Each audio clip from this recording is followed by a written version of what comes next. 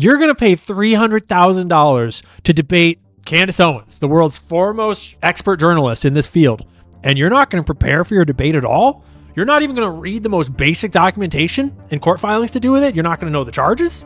Or basically anything else in detail? That's dumb, and you're about to pay the price for it in 4K.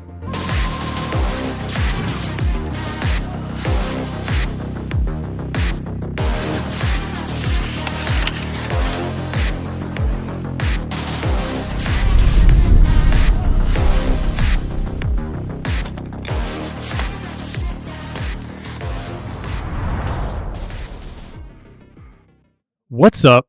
Welcome back to Canceling and Carol. The studio's been packed up for several weeks now, but I had to throw a little thing together to respond to this debate, which I'm sure you are aware of, between Andrew Wilson and Candace Owens that happened yesterday. It's all over the internet. It's getting clipped like crazy. People have a lot of strong feelings, and I think it's pretty obvious who the decisive winner was. But there's a lot that was left unsaid. There's a lot of points that didn't have room or time or the inspiration to be made at the time. There's a lot of misunderstandings. And there's a lot of funny moments to unpack and shillery and stuff like that. So I decided that what I'm going to do is I'm going to do a full reaction to the whole thing and add a lot of commentary over a lot of parts. And it's going to be a pretty long video. We won't play it at normal speed, so we'll move through it as fast as we can. But for people that want the full thing all broken down with all sorts of points added in, this will pretty much be that. And then we will also make a shorter edit and try to get that out tomorrow or something like that, that will be more shareable. And if you don't have the time for the whole thing or you just want the cliff notes, we'll try to make one that's a lot shorter that's clipped down from this as well. But without further ado, let's not waste any time. We have a lot to get through. Let's just pull up the video and get to responding to Andrew Wilson and Candace Owens. The debate of the century, the $300,000 debate, which some have pointed out that might be the most expensive debate that's ever happened, which is weird on so many levels, from Andrew Wilson being able to afford it or not, how he got the money to afford it or not, whether the money was actually paid or not. I presume it was, and why you would pay so much money to get the opportunity to do this to yourself and your career on what amounts to national TV, international TV, really, worldwide TV. But we'll get to all of that. Before we start, obviously, I have a bias. I'm obviously on Team Candace, both because of my friendship with her and my respect for her investigation and her perspective. I obviously don't have a lot of respect for Andrew Wilson. I don't know a whole lot about him, aside from, the obvious stuff floating around online. But I try not to judge him for the personal stuff so much. And I was trying to reserve hard judgment on how he would do until I saw him in this debate. Because I was assuming he was going to do a lot better than he did. I was thinking that he was an actually talented, skilled debater that had a mastery of his craft. So I was expecting a lot more from him, honestly, than what we got. But that's fine, whatever. I am going to point out flaws in whatever logic. I'm going to point out mistakes that Candace made as well. That's not because in many of those cases, you'll know that that's not because I'm thinking that she's dishonest or lying necessarily, as much as in the moment, it's hard to think of everything. In the moment, it's hard to come up with the right comeback or understand everything properly or give the exact perfect explanation for someone to understand what point you're trying to make, especially someone like Andrew Wilson, who is trying to be intentionally obtuse, it seems like most of the time.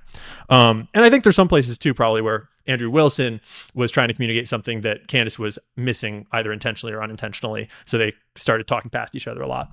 But we'll just try to break it all down. So what I'm saying is I've got a bias, but for purposes of this analysis, I'm going to try my best to park it at the door, at least until the very end when Andrew makes a really absolute fool of himself. And then it's hard not to, form your own bias right there on the spot. But we'll get to that later. So with that being said, Andrew, your claim is overwhelming evidence. Let's speed this up. That Tyler Robinson killed Charlie Kirk. Opening statements, opening comments. Sure. And what I mean by overwhelming is I just find it very convincing. I think that's what most people mean when they say overwhelming. I know this is going to be too fast for some of you. Deal with it. We got a lot to get through. Obviously, we're redefining overwhelming right at the start, which is, pretty important. Overwhelming evidence. So I have a brief opening statement. On September 10th, 2025, Charlie Kirk was murdered. Many of you all. Reading your opening statement, not a good move, bro. Not a good look. makes you look weak, makes it look like you don't know what you're talking about. And not even a passionate reading, not even a rehearsed oration, not even a looking up at the camera, down at the text, back up at the camera, down at the text, back up at the camera. None of that. Just reading a canned statement that might as well be written by Blake Neff. Already know a lot about the events which occurred after Kirk's death. You remember the ghoulish laughter, celebrations, and madness we saw from leftists all over, from TikTok invasions, debates, posts on social media, destruction of memorials, and things like this. Within weeks of Kirk's death, a cottage industry began to form, peddling various alternative theories on how he died. What special interest may have killed him, what nations were involved, and was our own government one of them? Because this was the first nationwide traumatic event in Gen Z's lifetime, the demand for answers was severe and palpable. The leading theory from the conspiracy verse is that Israel worked with the United States government to murder Charlie Kirk. Within a day or two of Kirk's death, Ian Carroll claimed that Israel killed Charlie Kirk, and the conspiracy caught on like wildfire. I love that tweet still to this day. I'm very glad I posted that tweet, iconic tweet, where I tweeted that, and they always cite it incorrectly. What the tweet said was it was one day after the shooting, and I had refrained from making comment for a full 24 hours to watch what happened, to try to not jump on the news bandwagon the moment of, which is not normal for people in my position. Normally, people with a big audience would be jumping on it right away to get views. And I waited 24 hours and watched the internet, and the whole internet came up with the Israeli angle right away. It was not me. It was everybody. And that was when I tweeted that the entire internet has already figured out that the most likely culprit is Israel.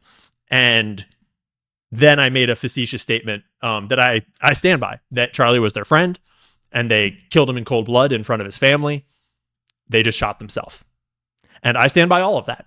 And I think that that has only been proven out more. And I think it will continue to be proven out. And Israel 100% shot themselves. Even if they had nothing to do with it, just the perception they've allowed the world to have of them at the moment in time when this unfortunate event occurred, and then their response, everyone's response to the event. Look around you. The fact that everyone is saying Israel did it is evidence to that point, even if they didn't, though I suspect they did. This theory was built on one misleading piece of evidence, that in his final days, on or around September 8th, Charlie sent a text message reading, "Jewish donors play into all the stereotypes. I cannot and will not be bullied like this." That's actually not true. The entire theory was built long before we had those messages. The theory actually started because Harrison Smith had tweeted a month prior. Harrison Smith being a journalist for InfoWars, who I know personally, who is a very high integrity person, a very good journalist.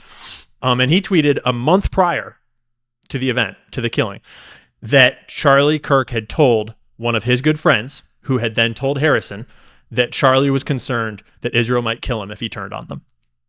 That's hearsay. It's secondhand, but it had been posted before the assassination with no knowledge of any assassination plan, just coincidentally. And when people went back and looked at that, that seemed very relevant. And then people started to notice George Zinn, which was a very strange immediate thing right on the day of. And then more pieces of evidence started to get put together. People started to talk about Charlie's recent podcast appearances, Charlie's recent events, and the scandals around Dave Smith and Tucker Carlson being at them. And this whole conversation emerged, and it escalated largely because everyone that was pro-Israel vehemently painted it as made up. And they vehemently tried to smear Candace and pretend that there was none of this was happening and it was all made up. And then Candace dropped receipts in the form of these text messages that Andrew is citing as this misconstrued evidence.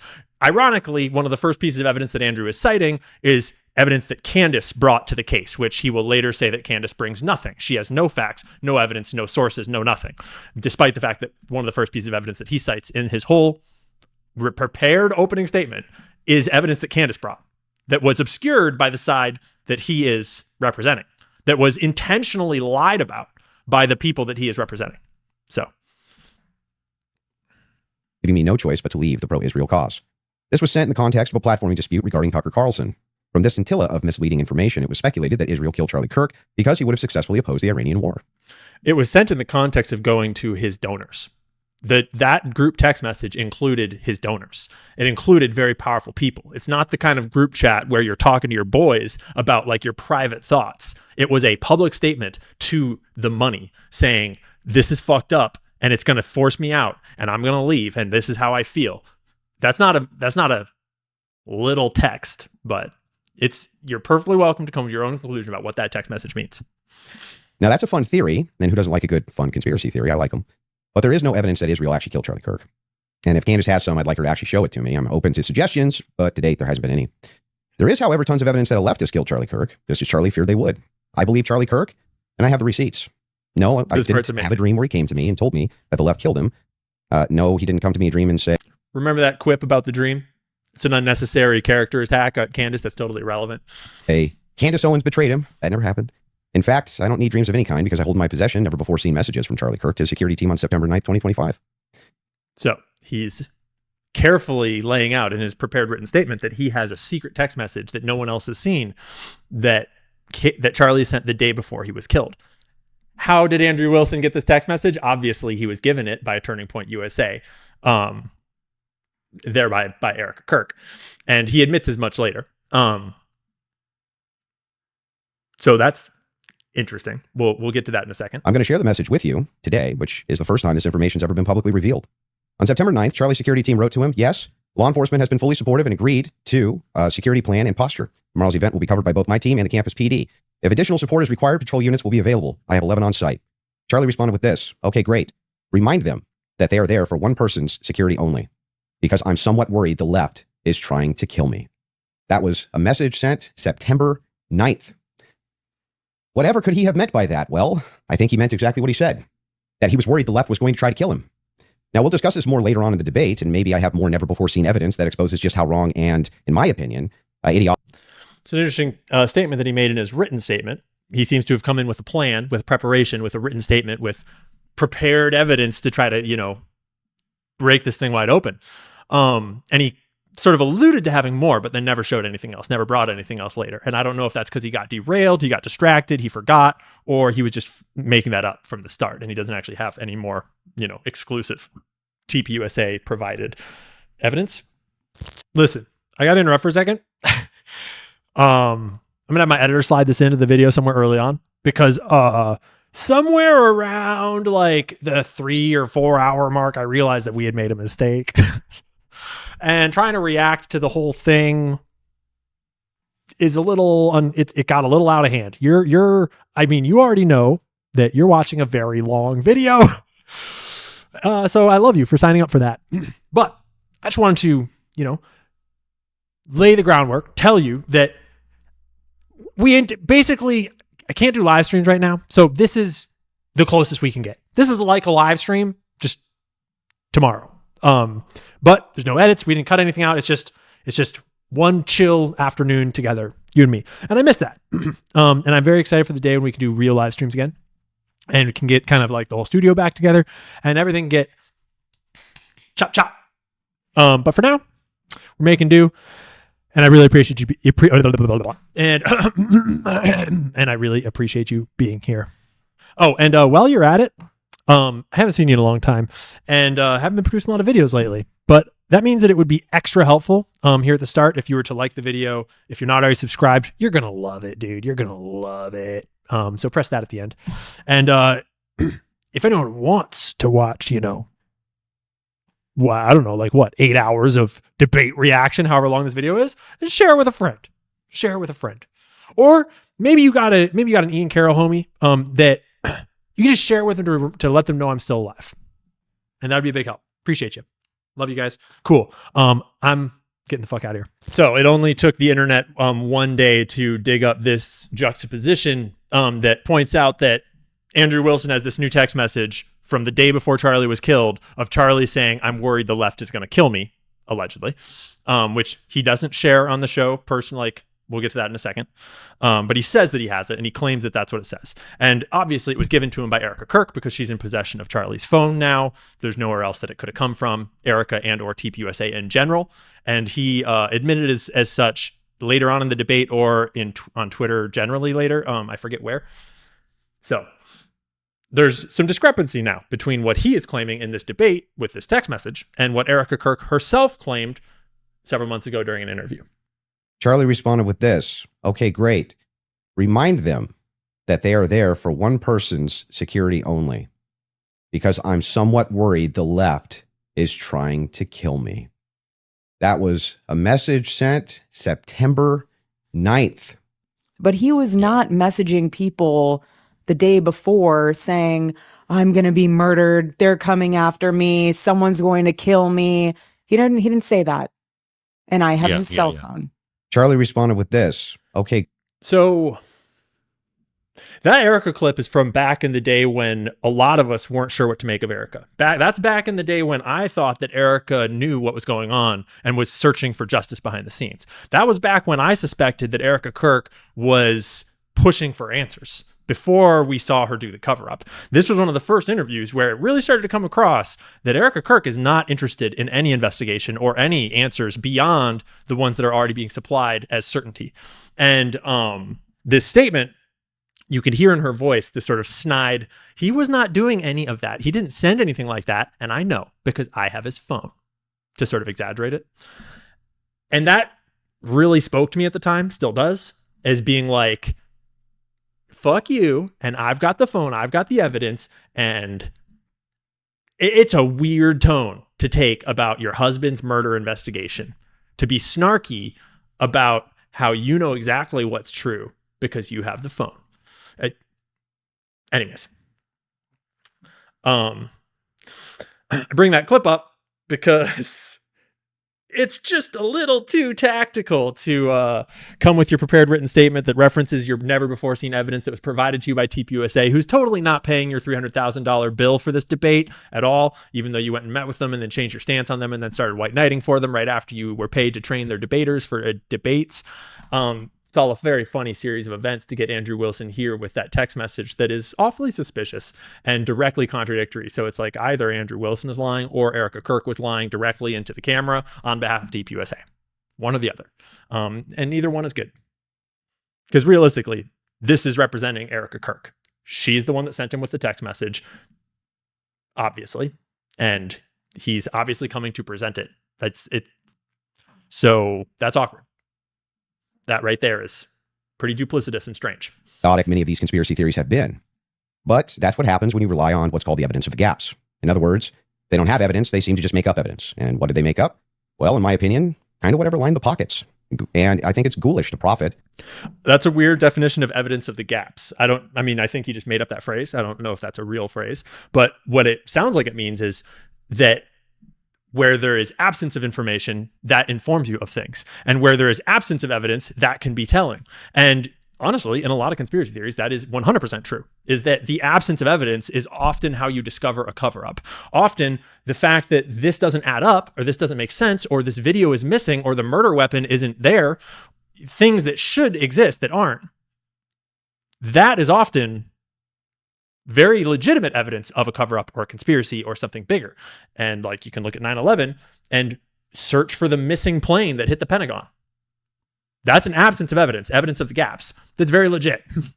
The absence of any explanation for how Building 7 fell is part of the beginning of a very serious inquisition into, did planes really cause these collapses, or was it something else? And obviously the something else is a controlled demolition.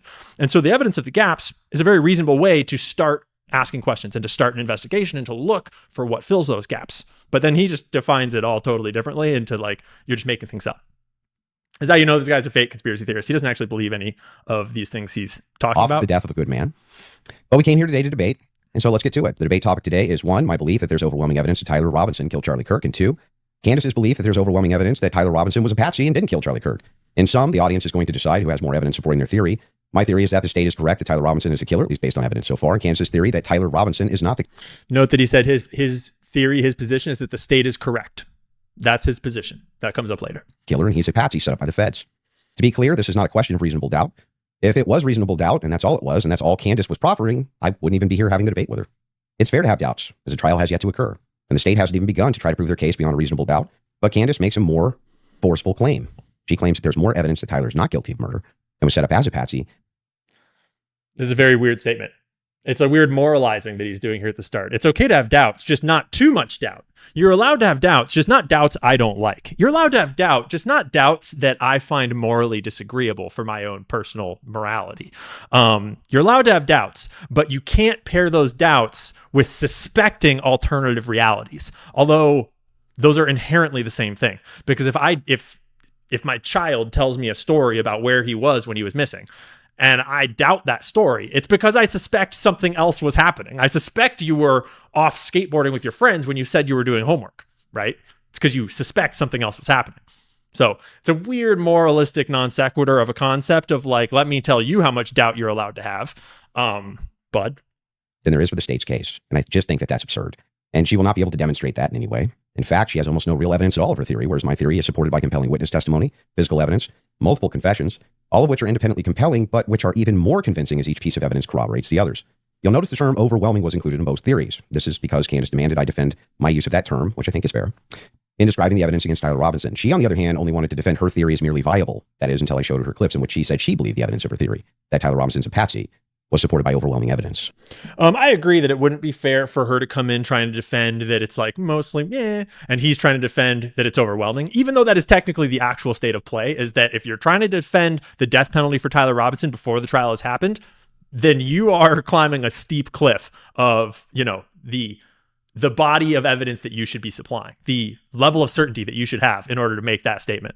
Whereas in order to say that I don't think that happened, I think that's a lie, and I think something else happened, and I want to find out what it was, the bar for that is not overwhelming evidence to support any one alternative claim. The bar for that is doubt.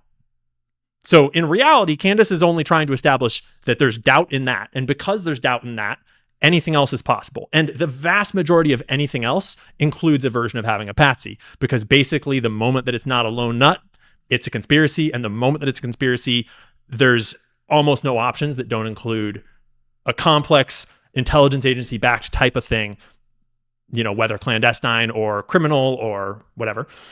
And in that, there will almost always be a patsy, because that's just how you fake an assassination. That's how you run an assassination where you don't get caught. And there's lots of historical precedent for that we can discuss in a minute. So even though the actual real life barriers for these two different claims is vastly different, and the actual claims that are being made are in different categories, so to speak, in terms of certainty and outcome, it's still more fair as a debate if they both have to positively defend a theory, so to speak. So that's cool. I'm glad that Candace agreed to that statement. Although I think that she could have done better presenting it. We'll get into that in a little bit. Only then did she agree to defend that position.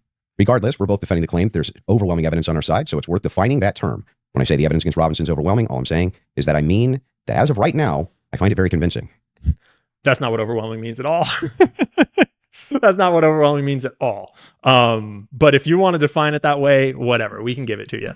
Overwhelming means it's convincing, which is basically the same as like, probably is pretty good. Like the one thing he just said that he didn't want Candace to weasel into. I see. Even though they both kind of weasel into it a little bit throughout the debate. Almost no evidence at all, only speculation on verified claims and suggestions of things that could merely be hypothetically possible. Dreams, vibes, feelings, things like this. Almost done, by the way. I have no problem defending the state's case and welcome Candace bringing up any challenges she would like, but if I'm honest, the reason I was willing to pay the $300,000 for this debate was to finally have a chance for someone to demand Candace be held accountable for the unbelievable theories and claims she's been making.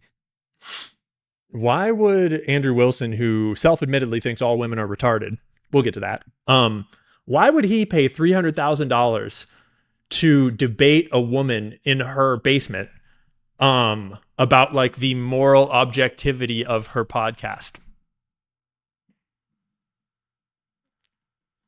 And then come in with this level of conviction and give this level of performance. Let's just say you could use your common sense about whether that's suspicious and why that would be happening and what he's really up to and what's going on here. Because, most of us clocked it from a mile away. Candace's investigation is indistinguishable from a leftist operation. She couldn't be doing more damage to the right if she were trying. She uses her considerable platform to relentlessly attack one of the most influential conservative. You know who couldn't be doing more damage to the right than possible? Trump.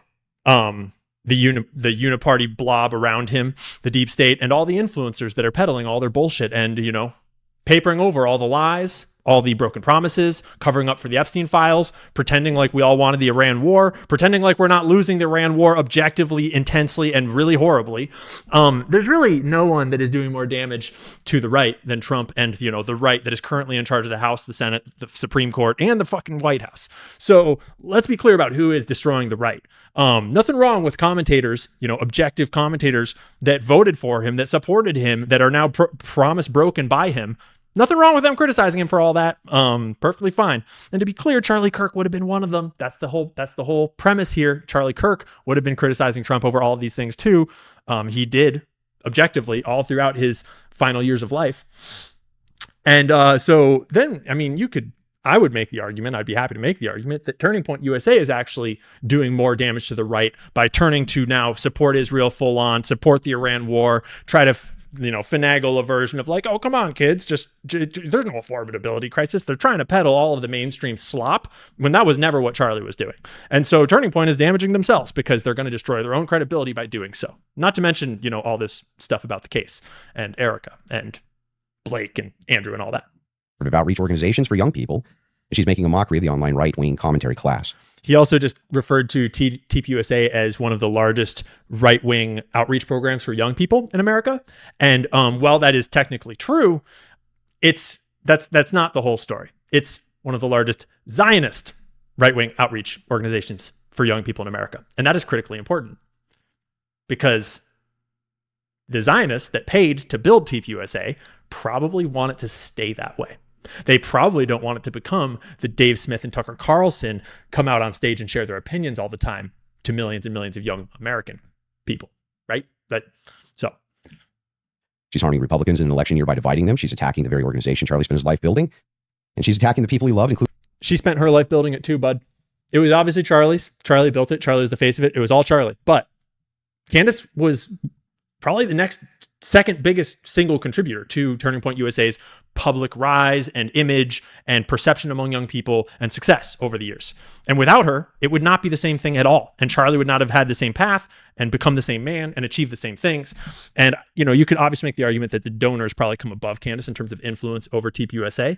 But I mean, the short list would include Charlie Kirk, the big donors, maybe like the Tyler Boyers of this story, maybe, which is their whole own can of worms. And then Candace Owens being the next biggest contributor for, the vast majority of Turning Point's storyline. Including his wife. And it cost me $300,000. But today, I hope that she finds the answers for some of that. Thank you, Andrew. Candace? So, whatever. I was going to point out that he was looking down at a screen the whole time. Your system? I did. Okay, great. So, let's be real. That's the opening of Candace's sort of snark stance, which is a very wise debate stance. It's not strictly speaking like a truly good faith debate stance, but it's pretty obvious from the start here that Candace went into this knowing that Andrew Wilson was not coming in good faith and that the whole thing was sketchy and clearly not what it was presented as. And it was all kind of a joke. And I think Candace kind of took it as a bit of a joke the whole time, despite trying to be professional and not, stack the deck against him and not do gotcha clips on him and not bring up Pickle Jar to try to ask him to open and all that stuff. She still was, she took the position, her debate stance that she takes when she's debating someone who she's not worried about, who she's not even the slightest worried about. And I think that it resulted in her not making as many good points as she easily could have at certain times. But that's not to say that I would have done any better or that she sucked, just that it's hard to, nail it all perfectly in the moment. Well, I'm not going to waste time with the preamble because I think I just want to get to the substance of the debate and I will just speak to the audience. I've obviously had an audience since we've been covering this case. People know that there was a personal friendship between me and Charlie, and from conviction, diminishing the pursuit of something that makes sense regarding what happened on September 10th by throwing it to this is just people looking up at her opponents. These are people who are just trying to generate clicks. I don't think that people should be satisfied by that. I want people to remember that it's important to think we've been lied to by the government a great many times over, just the last couple of years, if you just think of the things that we've learned about our government. And I do want to say this. What's been the most disturbing element, I think, for everyone is that not only does the narrative not make any sense, which I'm going to demonstrate, I need to waste time with the preamble going through the points or trying to insult you or pretending that I've been running the podcast saying it's just dreams and vibes like I'm Miss Cleo. And that's the reason why it's taking so many influencers. It looks like $1 billion industry of influencers to dispute everything Candace says. Is not because I'm on my platform saying I had a dream last night. I don't think I think that diminishes you as an argument. Obviously, we have presented a lot of evidence. Such a strong opener where she basically extends an olive branch to him and says, I don't think you're that dumb. I don't think that you're actually that you're smart enough to not make that argument. And I think that that's a silly argument for you to make because you should be here to debate in good faith and you can, and please do, because obviously that's not the thrust of what I'm here to do. Obviously she cares and obviously she has a lot of expertise in it. And obviously it's not all just dreams and, gut feelings because of this, you paid $300,000 to come here and debate me. You wouldn't be doing that if it was because I had a dream. Clearly. And really the theme of the entire debate is that Candace knows this case up, backwards, down, left, right, center, upside down, asleep, back of her hand, whatever you want to say. She's fucking lived, slept, breathed this case ever since day one, for obvious reasons. And there is no expert in the world more qualified than Candace Owens to tell you about this case, except maybe Baron Coleman, because Baron Coleman has covered it so extensively as well. There's really no replacement for that legwork, for doing that research, for living the case, for actually like engaging with the information. And it's obvious that Andrew Wilson hasn't done that, and that he does not have a grasp on this case in any detailed way. And over and over and over, culminating in the big roast at the end, over and over and over, you can tell in subtle and not so subtle ways that Andrew Wilson does not know the evidence that they're actually discussing. And then Candace Owens can in detail describe when it was presented, who presented it, where it came from, what the circumstances were, what the context was, what the credibility of it is, what the legal situation of it is, how it affects the case, etc. And she does that over and over and over. You just presented a text message and said, this is evidence. Well, that's how this entire thing began. You're talking about how Israel got into the conversation. It was because immediately after Charlie died, one of the first things we saw was this push to make us all think and remember how much he loved Israel. It's because the prime minister of Israel, who's fighting like a 27-front war, felt that he needed to come do a little mini tour and to be, strangely, to state that I did not kill Charlie Kirk. But nobody was having that thought that I can remember. Nobody was going, I wonder if Bibi Netanyahu killed Charlie Kirk. And then we had a round of influencers who lied and said Charlie was not changing on Israel, that he wasn't having any disagreements regarding that topic, that the day he died, he just loved Israel so much. And it's easy to forget just how intense that propaganda campaign was. It was just as intense as the 4K video footage propaganda, attempt that they just made. It was total. It was the whole scope. I mean, do you remember who Josh Hammer is? Do you remember back in the day when Josh Hammer had a face that was on the internet sometimes that anyone cared at all about? There was this brief moment in time in history where Josh Hammer was a person that people knew who he was and saw his face. And it was when he was trying to come out here and make this case that he was Charlie's good friend and that he was the biggest Zionist supporter, blah, blah, blah, blah, blah, blah. And obviously they were all humiliated because that was all a complete and total lie, because Candace Owens shared text messages that clearly showed incredible doubts about the whole situation. And it really snowballed once people started to dig into it all. So just remember how intense that propaganda campaign was. Demonstrated via text message, which you just mentioned, and you're now contextualizing and pretending it was just about Tucker Carlson, which is not true. It was a part of a broader shift that Charlie was having over the last, I would say, actually on your show, it began since October 7th, which is when I began asking myself more questions about Israel as well. And so, when all of these things happen in the immediate aftermath, and then I drop a text message after everyone is denying that, Tucker Carlson then comes out and confirms the conversations that he had with Charlie. Megyn Kelly then comes out and confirms the private conversations that she had with Charlie. People then begin to ask a reasonable question, which is, why are we lying about this? If they were forthcoming with that and they had said, hey, yeah, Charlie was starting to ask questions. I think after October 7th, it's reasonable that people are starting to re-examine our relationship with Israel. We wouldn't be here today. But it has been lie after lie after lie, debunk after debunk after debunk. Yes, I did share that I had a dream that Charlie was betrayed. It's not a dream anymore. It's a reality. I look at what the organization has become, the people that they are partnering with, the lies that they are telling, the extraordinary people that they're sending out to say that I hadn't speak to Charlie since 2018, and it begins to look like a conspiracy. And just as a historical fact, that entire term was created by the CIA to gaslight people after the assassination of JFK. So it's not exactly one that makes me nervous. Like calling somebody a conspiracy theorist is essentially saying that they demand further answers. They're not accepting. It's believable that if, Charlie dies and Candace and people are making this claim that he was turning on Israel, it's totally believable that a certain amount of people out there on the internet would believe differently and kind of want to vehemently defend that a little bit and be like, no, he wasn't turning on Israel. That's totally believable. It's very, normal for a large portion of the public media space to take different opinions just because of their own convictions. Believable. That's really not what it felt like during this whole Charlie loved Israel push after he died. It was organized. It was talking pointed. It was a little bit scripted. It was supported by institutions like CPUSA and the U.S. government and the government of Israel. And it just felt all very contrived, as though it had a campaign behind it. And organic, rational truths, facts, don't tend to have campaigns behind them. They tend to just exist and be discoverable to anyone who's interested. The fact that there is a propaganda campaign to tell you that Charlie never changed on Israel should tell any logical thinking human, a little something about what might be going on there. FedSlop. So I'm grateful that you came today. I don't need to, like I said, take cheap shots and discuss your manner of debate or your strategy. And I'm also grateful that you shared that you had that text message today, because everybody watching knows that I have been demanding not a debate, just an open conversation with Turning Point USA. They should be here. It shouldn't be you in that chair. It should be the person that took Charlie's place, maybe Erica Kirk, maybe Andrew Cole, that he's a spokesperson. And rather than doing that, they send us another influencer. So let's see how it goes. Just out of curiosity, smart tactic to just assert that. What is the in likelihood opening that Tommy statement. Robinson shot Charlie Kirk and killed him? Based on the evidence right now, Critical moment. What percentage of certainty do you have on your theory? I don't know. I'd say 75, 85%. Candace? So he's 75 to 85% sure that Tyler Robinson shot Charlie Kirk. That is not overwhelming. If you're 75% sure of something, you're not overwhelmed. Okay. 3/4.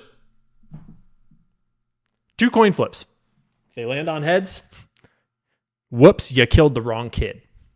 That's not overwhelming evidence at all. But whatever.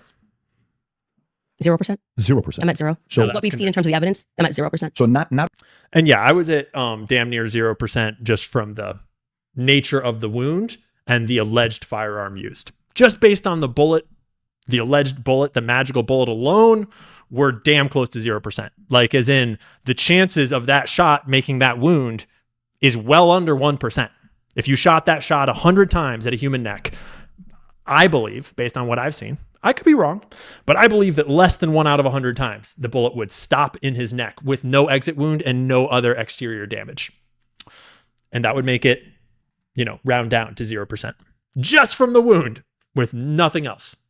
only, that maybe somebody was behind him as a patsy influencing him. You're not even saying that he didn't even shoot Charlie Kirk. Right. If you said, was he involved that day, as I have consistently said on my platform, I would say yes, he was. I don't know what role he played, but as the shooter, 0%. Do you have any evidence for it? For what? My percentage? The fact that he didn't shoot and kill Charlie Kirk. Yes, which I'm hoping we're going to get to all of the evidence that he feels that he has. I mean, I'm not even convinced that Charlie was shot from the rooftop on Losi that day, based on the evidence that has been. Do you think he was shot? I do not think that Charlie was shot from a 30-06 from Yeah, Losi. but just shot at all. I don't know. I think that a projectile hit Charlie. At this moment, I thought that we were going to get a real conversation. At this moment, I was still hopeful that this was going to be a, somewhat quality debate with actual information about the actual case discussed. But I was wrong. At the start, Andrew Wilson seemed to be interrogating her perspective about facts of the case and trying to find common ground and just sort of establish what she knows. And that seemed like a both logical strategy for him to win and also a good faith strategy to have a quality debate. And I'm open to other people's presentations, but I have not seen any compelling evidence that Charlie was shot by a 30-06. Can we see maybe if we're going to have an olive branch to each other, if maybe we can establish what we consider the facts of the case to be first? Yeah, sure. Okay. This is quality debate, and he seems poised right now. This is what I would expect a high quality debater to bring. This sort of poise, this apparent, fairness, this intellectual honesty, genuine questions, back and forth. So you're not sure if he was actually shot. You're open to alternative theories. He was definitely hit with a projectile of some description. If we're talking about was he shot from a gun, a 30-06, I would say definitively no. Okay. It defies common sense to think that he had a Superman neck, and even if he did have a Superman neck, which has been demonstrated, I think actually recently a YouTuber actually set up Spalhalla steel cages and shot it and it went through. So under no circumstance will I. So at least not a 30-06. Definitively not. A 30-06, low C, 150. That was pretty poorly described on her part in the moment, but no worries.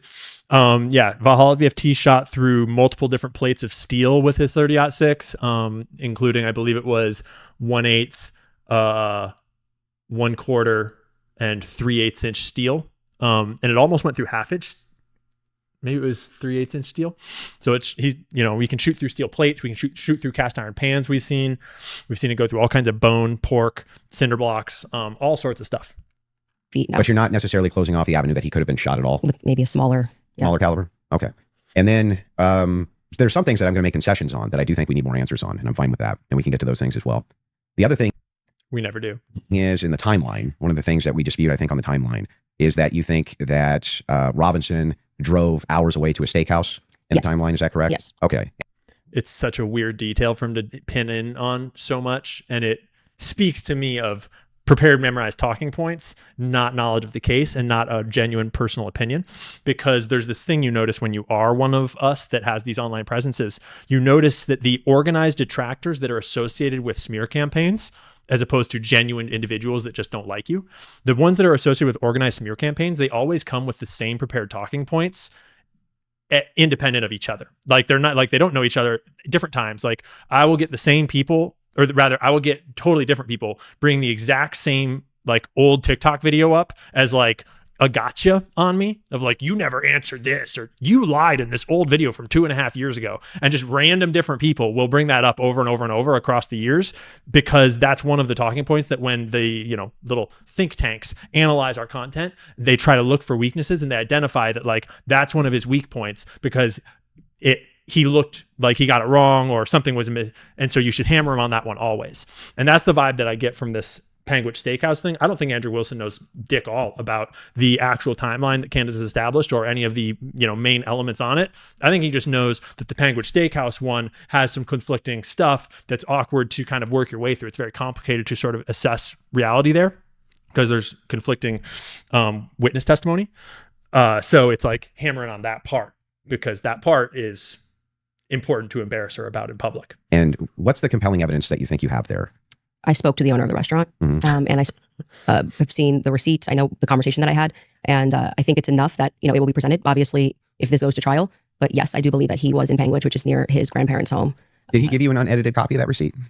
I have seen an unedited copy of that receipt. It was not given to me from the owner. But I want to, before we get into like all the timeline stuff, I want to address what you think is evidence so we can keep this on par with what your claim is. Since I think that that's a piece of evidence that's in dispute, and that's why I'm. Yeah, but we're trying to get to whether there's overwhelming evidence that Tyler Robinson did this. Yeah, so whether then starting if you want to use the first part of that for the internal critique. Yeah, like we should go over the actual evidence that we feel. The first reason that I think it's compelling evidence is. Yeah. So. Andrew would have been wise to have developed a lot more structure around the beginning of this debate and to take charge and to lead the structure. He should very much have been ready to make his case better.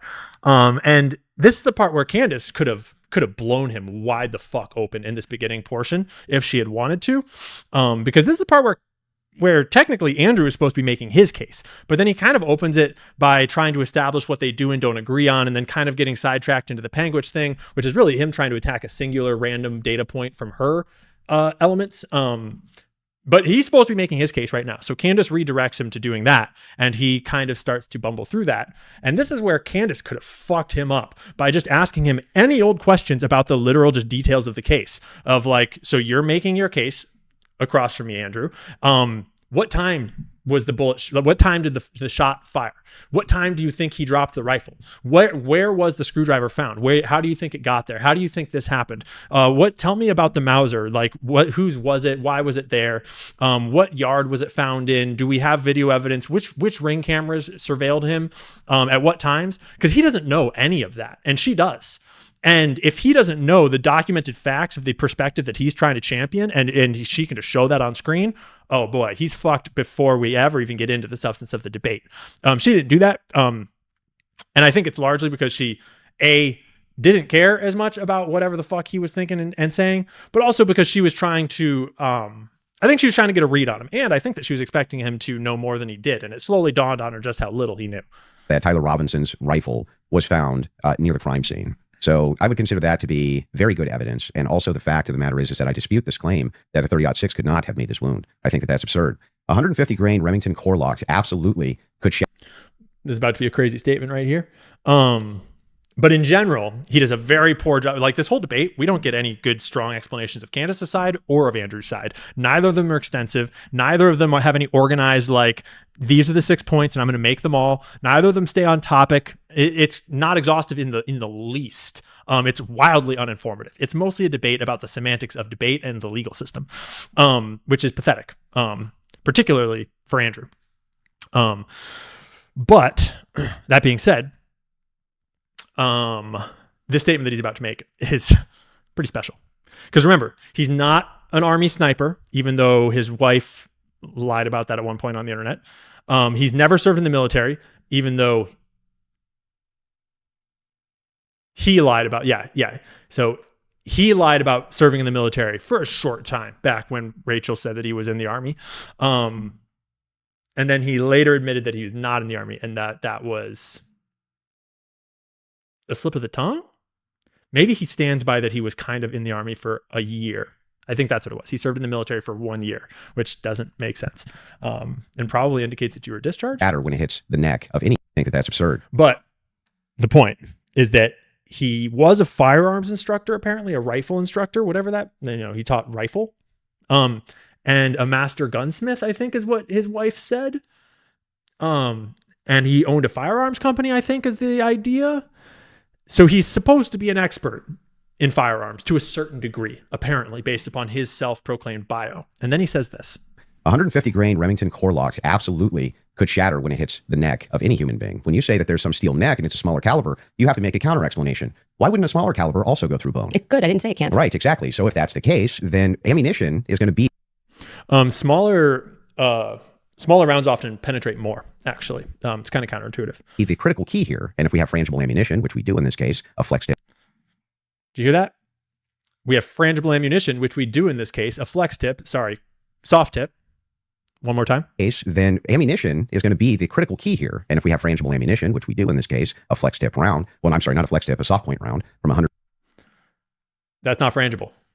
That's not a frangible round. Totally different. Soft point, not frangible. Frangible designed to sort of turn to tiny particles on impact so that it doesn't penetrate anything and won't hurt, civilians around, often carried by police officers.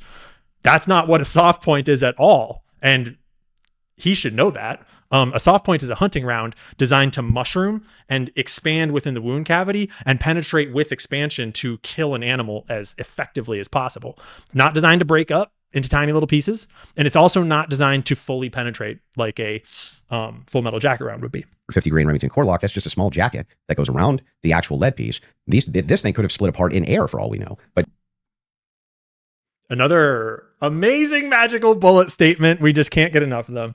Apparently, soft point rounds can just break up in the air without even hitting anything, to quote Andrew Wilson.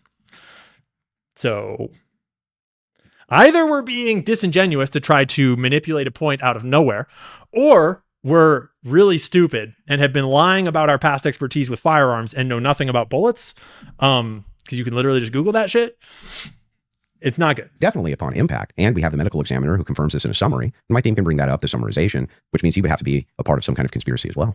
Okay. So just to start with your point about saying that the gun was found near him, near Losey Center, or I guess off in the woods. That gun, did you watch the testimony? Did you watch the preliminary hearing? It live. Yeah. Okay. So forgetting what the summary of the medical report was, did you watch the testimony that was given by the Caitlin Oliver, the ATF woman, Samantha Carner, any of those people who went into the science of Yes, I recall. You're talking about bullet analysis? Yeah, when they went into the DNA. Okay. So that's kind of the most relevant part. Okay. I'm not denying, I've never denied on my platform or anywhere else that a gun owned by Tyler Robinson was found near the crime scene, right? That doesn't remove, if you think somebody set up as a patsy, you could take a gun out of this room right now and you could walk out and plant it in the woods near a crime scene. That's not convincing evidence to me. I concur with the fact that that's a possibility. So that was actually one of the first pieces of evidence that led me to suspect he might be a patsy, because if I'm going to commit a super fucking high profile assassination, I'm probably not going to do it with an heirloom rifle that is directly traceable to my family lineage. A very unique heirloom rifle. Not the move. You would probably do it with a nondescript modern rifle that is not traceable to you if you wanted to be ideal about it. It just stood out to me right away of like, if you're using a rifle that directly points at you because it's unique, that's the exact kind of thing you would want to have in order to plant evidence to get someone else in trouble. You wouldn't want a nondescript AR that has some complex like chain of showing that Tyler Robinson purchased it with like a dummy card at this place at this time, that you kind of have to go through all these details to prove it. That's very complicated and doesn't stick in the mind. And doesn't, because the rifle is the only thing connecting Tyler Robinson to the scene at all. We have no images of him. We have a blurry image of a car that's the same make and model, but no license plate, strangely enough. So it's really the rifle that ties him to the scene in the public's mind. And it's simple because it's his grandfather's rifle. It's an heirloom. So it's really easy to connect that in your mind. But if it was like some like just regular nondescript AR-15 that he had to like, you had to carefully prove that it was his, that doesn't really stick in the mind. And it doesn't really create the simple narrative of Tyler Robinson was at the scene, because nothing else puts him at the scene until you look at the DNA on like the screwdriver allegedly and stuff like that. You, I think, have said on a platform that you were a gunsmith. Mm-hmm. Okay. And for how many years? Many, many years. For many years. You also... Very clever way for Candace to get in a quick snipe of a character attack on him, but sort of hiding it inside of being an actual relevant piece to what they're talking about. They're talking about bullets and guns. And so she's like, this is your credentials that you said. No. Even though she's also jabbing to be like, you remember when you lied about your fucking military service, bro? So, you know, technically it's a little underhanded, but it's also very clever and well executed. No shade. Said that you were an Army sniper? I wasn't a sniper in the Army. Okay. And I never said that. Sorry, your wife tweeted that you were an Army sniper. Yeah, I don't know. Like 15 years ago, she said something. Did it change 15 years later? She said that it was colloquial. So Army sniper is a colloquial term? Yeah, I was never an Army sniper. Okay. What did you do in the Army? Did you teach this? She then corrected it and said you taught rifles in the Army? No, I didn't teach rifle. No, I taught rifles as a private citizen. Okay. Mm-hmm. And I was an NRA instructor for many, many, many years alongside my gun show. As with your expertise, when she gave testimony on... So he was an instructor, taught rifles. He was in the Army for an undisclosed amount of time doing Lord knows what. And he owned a gun shop. And he apparently thinks that this Corlock 150 grain soft point is a frangible round. Stand, Samantha Carner, that there was dust and there was debris that was found in the gun barrel. Yep.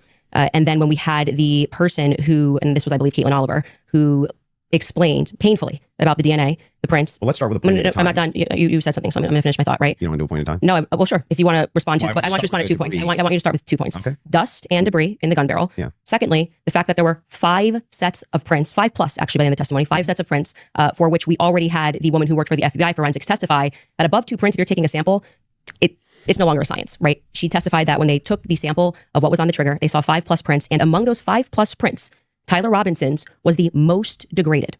So I would like you to explain how Tyler Robinson's prints could be the most degraded when she said, actually, you could have DNA on something that you've touched. So she just did a lot of the work for him that I was describing her. It would be better if she made him do the work. If she asked him, do you know how many sets of prints were found on that rifle?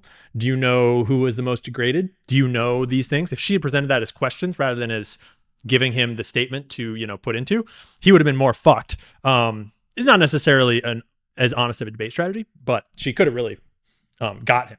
And this is where the debate kind of goes off the rails and we get into a long semantic conversation about a bunch of bullshit. And we never really ever come back around to Andrew actually defending his position in any meaningful way. You could have DNA on something that you've never touched. And to get DNA degradation, they've looked at pieces, items 20, 40 years on that don't have degradation. Yet Tyler Robinson's prints, amongst 5 plus other prints, were the most degraded on that weapon. Yeah. So let's get into all 3 of the claims. First, with debris. When it comes to debris, firing rifle doesn't always blow the debris out of the barrel. Okay. That makes perfect sense to me. I could see that being one of those funny myths that could go either way, that you'd have to do it to see. Totally could believe that after you fire a rifle once, that there could still be debris in the rifle barrel. Makes sense.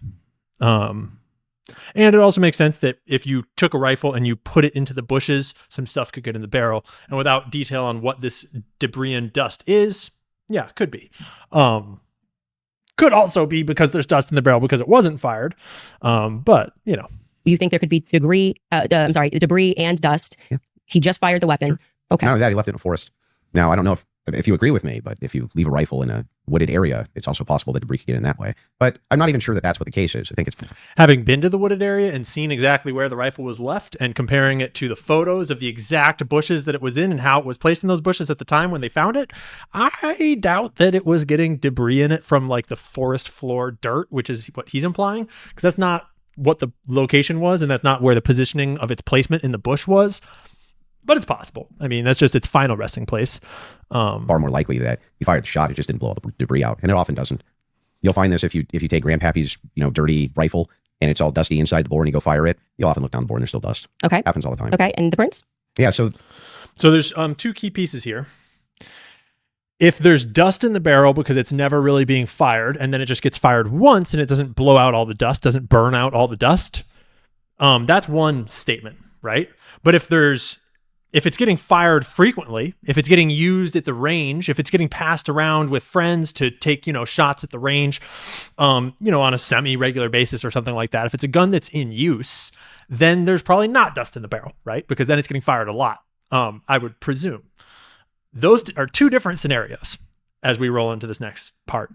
The prints, we don't know all of the details on just yet. We do. It was excruciatingly long testimony on the prints. We don't, because they haven't gone to trial, so we don't know on the print front. But Tyler Robinson's DNA was on there. You made the claim that Lance Twiggs' DNA was on there, and it was not. Well, when she gave the testimony, first let's go to your first point, because that's wrong. We can get a fact check on that. What do you mean we don't know until it goes to trial about the degraded prints? She testified, and she's the person who took the print. Yes, but the problem is that inside of this particular testimony, you agree with me that there's going to be much more of the DNA analysis on trial, right? But you also would agree that her fact is not going to change, that among the prints, his was the most degraded. So I'm asking you to address that. Yeah, they'll give more testimony to support the analysis that they put in their report. They're not going to change their report. Well, could that be possible? Let's give it, let's just grant this for a second as a possibility that his fingerprint.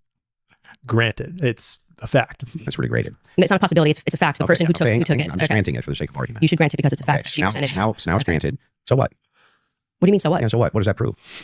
And this is Andrew Wilson. And lots of people that have debated Andrew Wilson talk about how this is how Andrew Wilson debates. It's a lot of debate. It's a lot of like blood sport debate tactic, as opposed to good faith, engagement with the information, the evidence that he is not familiar with. And it's a lot of semantic and philosophical so what's, and like, what does that mean? And let's abstract it to this. And you're arguing from a fallacious standpoint, or you're arguing wrong, or those sorts of things. And this is where it starts to show. It proves that if his prints were the most degraded amongst 5 of them, you're going to have to explain how that's possible if he's the one that recently fired the weapon. Yeah, so wait a second. You're saying that it's an impossibility that if his fingerprints are the most degraded. I'm telling you to explain it. You're the gunsmith. So wait a second. How would a gunsmith give an analysis on fingerprints or DNA? Do you think that By not being a fucking retard, Andrew. You probably don't hunt, Andrew. I don't hunt, but maybe you know the basics of tracking things. When you look for animal tracks or human tracks, and there's one track print underneath another, is there any way in the world, in all of world history, that a track underneath another track was made first? Obviously not. Obviously, when you get one footprint and then another footprint goes on top of it, you can rightly infer that the second footprint on top happened later, right? Similarly, if you're packing things into your deep freezer, your chest freezer, the stuff at the bottom of the freezer got put in first, right? And so if you have a bunch of fingerprints on a gun, which there's no reason there would be 5 sets of fingerprints on the heirloom that never gets fired, just to point that out. If it's an heirloom rifle that never gets fired, why are there 5 sets of prints on it? And so if the last person to shoot the rifle put their prints on last, then theirs are on top of all the others. And when you talk about degradation in regard to fingerprints, you're talking about like smudges and maybe chemical UV, maybe water damage to the surface of the ridges of the fingerprint. And, the likely version is because someone smudged it or wiped it to get rid of their prints, or didn't. But there's no scenario where the most recent set of prints to go onto something gets degraded, even if I wipe it clean. There's no scenario where the prints that were underneath what I just did are not degraded, and the ones that I just wiped off are degraded, because obviously they all got wiped. And this is not complicated. It's not complicated. He literally just had it in his hands and fired it. And then you pull 5 prints, 5 different sets of prints, and his are less degraded than all the others. That's very strange. That aligns much more closely with he has touched his own rifle before, so his prints exist on it, but then 4 other people have touched it more recently for some reason, as in maybe in the process of getting it from his house, maybe Lance Twiggs, passing it off to someone in the operation, maybe an agent, driving up to the spot, and maybe having another guy in the passenger seat run out and jump and place it in there, and suddenly you've got 4 or 5 sets of prints. And Tyler's are the most degraded because he doesn't use the thing. Because why would he? A, he doesn't fire a lot. He doesn't go hunting all the time. He's not like a crazy gun guy, as far as we're aware. He's not a crazy good shot. And furthermore, why the fuck would you be firing your grandpappy's heirloom rifle? That's not the one you take to the range. You take like your gun, like your modern gun to the range. You wouldn't be like daily firing the old heirloom 30-06. Probably, right? So there's just all sorts of inconsistencies, and Andrew Wilson is trying to play dumb about the nature of what Candace is saying, and she could explain it better. But it shouldn't need to be explained like to a toddler for Andrew Wilson to understand this point. Working on a DNA laboratory? So your answer is, I don't know. You can just say you don't know. You don't have to. But I did. No, you said, so what? Yeah, so say, I don't know. I actually don't have an explanation for that, Candace. Well, I think that what it would prove is that it is a more viable theory that people who had stronger prints on the gun may have used it more recently. Did they say who else had fingerprints? They named Matt Robinson explicitly. Okay. And this was a part of the testimony where she was speaking about how they got samples of elimination samples from the home of Amber Robinson, Matt Robinson, and Lance Twiggs. Those were the 3. And notice over and over and over, Candace is specifically describing the details of a piece of evidence. She's describing who said what in the trial, when they said it, what the evidence said, how it was discussed, where it came from, where it led, all these details about it. Andrew doesn't do any of that anywhere throughout this because he doesn't know any of it. Okay. But Candace is just freeform dropping into her knowledge bank and then just talking about what's in that piece of the knowledge bank because she's not on a script. She's not on a lane of little pieces of memorized information. She just has it all in there. And he wants to talk about this. So she goes to that part of her memory of what all happened and just starts talking about where that piece of evidence came from. And it is so glaringly obvious that even if you disagree with her points, my sense is that the person that knows the material better kind of wins the debate by default when you're interested in like, because we're not really interested in like who's more right as much as like who's more credible in a certain way. Because obviously it's not decided yet. And once we get all the evidence in the trial and everything, then we're closer to like who's right. But at this point, I'm just like, who's more credible? Like who is giving off the vibe that they know what they're talking about? Names they named. So are you saying that Twig's Would you like me to finish my I statement? just want to make sure I'm clarifying. I'm trying to finish the answer, but it can't be clarified. He's trying to get her in a gotcha that he has prepared. This was a portion of her testimony where she was explaining how they got elimination samples from the home. And she named Matt Robinson, Amber Robinson, and Lance Twiggs as the elimination samples that she was using. And so she explicitly said, some of them, so we can assume 2 out of the 3, were their prints were found on the gun. And explaining a very logical reason why she got it wrong when she said that Lance Twiggs' prints were on the gun, which technically we do not know that for sure. And Andrew Wilson tries to gotcha her on that, even though she's already conceded that she was wrong when she said that the first time. And this is why she's wrong. And it's a detailed explanation of a very reasonable way to misunderstand the complex DNA and fingerprint conversations that were had in the courtroom. Explicitly named Matt Robinson. Which Andrew doesn't even like. He doesn't even remember. So it's kind of irrelevant in that as regard. someone who had prints on the gun, and then said there were 5 people that they had taken that sample from. And again, what's also relevant here is the earlier testimony, which came from the FBI forensics analyst, I believe it was on day 2, where she said that when you're using those mixtures and those samples and you get up to 5+, it's really hard to make any sort of a determination. So both of those things are relevant. If you can't explain why his prints are the most degraded and you're saying he is the shooter, it's not really a so what. It's an open-ended question that people have a right to pursue. It's not a conspiracy. It's actually proof of my claim that there's evidence that he was set up as a patsy. That wouldn't prove anything about him being a patsy. It said it's evidence to support. It would, actually. It really would. Because it's important to remember the context here. We're told lone gunman, one crazy leftist, which is not the left, by the way. That's the independent decision of one young kid who's, mad and mentally ill, making his own private decision without telling anybody, which is obviously not the same as the left killed Charlie. It's just one dude who is whoever he is. So let's point that out. But furthermore, the contention that wouldn't prove he's a patsy, if there's any evidence whatsoever that indicates that this was not a lone gunman, Tyler Robinson, then by definition, that indicates a conspiracy, because the whole FBI is full front, like force going, this is it, this is what it is, nothing else is true, this is the only case, to the point of shutting down the ability for Joe Kent and his office to look into any foreign leads, to the point of shutting out anything else, restricting evidence, and just rolling very quickly into, this is our guy. We're not going to question his friends, his wife, his business partners, the donors that were mad at him. We're not going to fucking look into these people in his phone that he had a, several $100 million dispute with. None of those people are suspects. It's just this guy.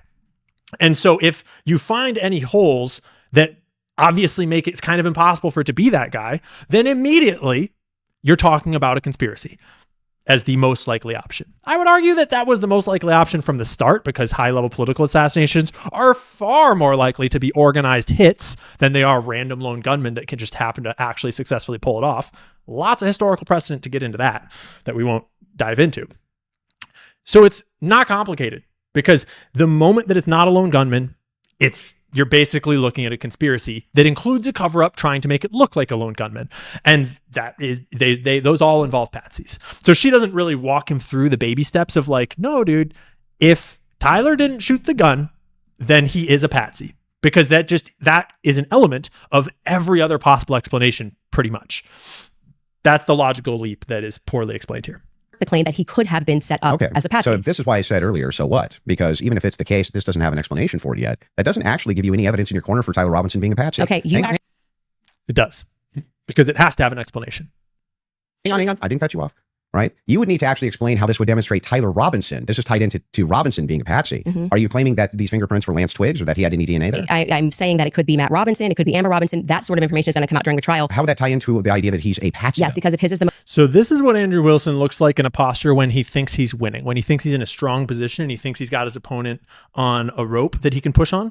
Just, take note of how he acts and how he looks and how his body language is when he thinks he's like on a winning take right here. most degraded prints, and the information that I shared on my platform is true, that this gun was given to Tyler Robinson as an heirloom. I had conversation with members of the Robinson family, Twiggs family, both of them. Like I said, we're not just dreaming. And if we're having those conversations, and they told me that that gun was only given to Tyler Robinson because it was a family heirloom. Okay, so it was his grandfather's gun or great grandfather's gun. I don't remember the difference. I don't remember which one it was. And so he got it because he's the firstborn. So, but he's not much of a shooter, is what I was told. Yeah. So the heirloom that goes to the firstborn son, who is secondarily not much of a shooter, that's not the kind of rifle that you're taking to the range to shoot. It doesn't sound that way to me. Maybe it is. But I would need evidence to show me that that rifle goes to the range to shoot before I have any reason to believe that it has fired a bullet in the last 50 years. And so he has this because he inherited it, essentially. So if I get something from my grandpa and I put it up on the shelf and I own this, you could see that could be... How do we get to the patsy part?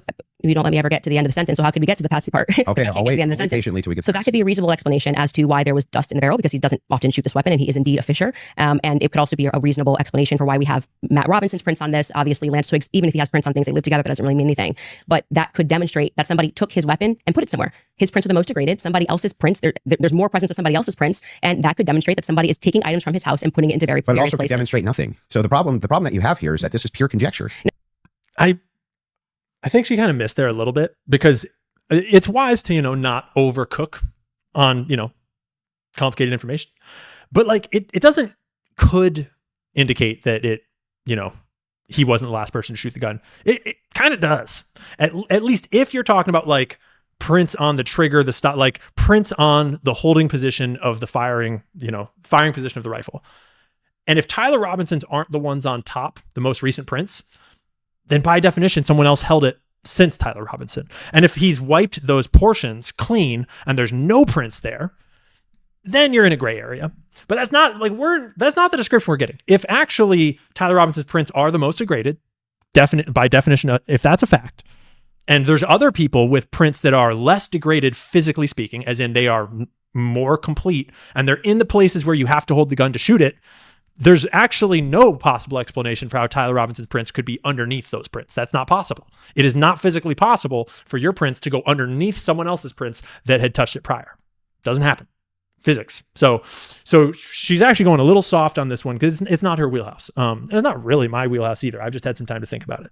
This is not evidence that Tyler Robinson is a patsy. It's only evidence that you have conjectured up that, everything here is conjecture. It's irrelevant semantics on his part, and we'll get into lots of that later. Well, if it's the case that these are the more degraded prints, then therefore... Degraded. It's degraded. That means must be patsy because dad's fingerprints on gun? I didn't say must be Describe patsy. how this... Classic straw man. That's not what's being said at all. I just explained what's being said. He's pretending that he's too retarded to understand. Actually links in to Robinson being a patsy. Okay, I just described that for you, so I can explain it to you, but I can't understand it for you, so I'm going to move on from that. But to just go back... That line is going to live in infamy. I can explain it for you, but I can't understand it for you is such a great mom line that a lot of moms are going to be using with their, snarky children, teenagers in the next year or two. That line is going to haunt Andrew Wilson forever. That's like a "have you ever been there" type of a line. And it's gold, pure gold. So I'm just going to move on from that. I can't understand it for you, Andrew. So I'm just going to move on. Just sit down. Crisscross applesauce. Back to your point about this is not evidence. You can't make that claim because the entire basis for why you think that there's evidence for Tyler Robinson being the person that took the shot is based off of a hearing under Utah 1102 rules. So I think that this was a mistake on Candace's part, which she couldn't have necessarily foreseen when she started this line of thinking, but it turns into this whole kerfuffle that she doesn't really sort of like spoon feed it to Andrew in a way that can kind of shut him up about this line of questioning that's illogical. And he kind of latches on to the semantics in here, and we get into this long drawn out just foolishness about 1102 and what hearsay is, and it never really gets said in any articulate way for either side about what they're trying to say. And it's just like it's a Meaning that Pretty they are doing the exact same weird thing that I'm section. doing. This is the state. You said you're here to represent the state. Well, did you watch the preliminary I hearing? didn't say I was here to represent the state. The state's position you think is strong and No, convincing. what I'm Okay. here to do is represent my own opinion. You which is said in that your opening based on the- statement- based Remember, he said in his opening statement, we marked that he represents, that he thinks the state is correct. So he does represent the state. on the evidence presented so far by the state. The state has that I find presented it convincing. evidence under Utah's 1102 rule. But this doesn't demonstrate any patching. No, that's very important because that rule is hearsay. So you can't say at the same time, Great. Candace, you're not allowed to. And what that means under the Utah rule, which I'm sure you know, because I'm sure you watched the preliminary hearing and yourself understand what that means, is that the entire hearing was hearsay. It means none of that information that was presented is going to be allowed. The majority of it, the overwhelming majority of it, is not going to be allowed at the trial. They're allowed to present when it's just a probative I hearing. don't think all the evidence that was put in was hearsay. Okay, you didn't watch this case. But not only that, No. This is a huge point. I want to. This Well, is crazy that you don't know the this. fact check. If Yeah, all the no, evidence more was than a put fact in, check. This was every single day Utah rule. So this is an interesting one because Candace overcooked a little bit by saying everything is hearsay. Not literally everything. A lot of it is actually the same type of evidence that's going to be on the stand in the real trial. But let's say a large portion of it was hearsay. And most critically, the hearsay rule allowed for a whole bunch of very important pieces of evidence, like, for example, Lance Twiggs' entire testimony, which is what corroborates all of the confessions from the note to the text messages and all that. So a lot of those key pieces were hearsay. And so basically the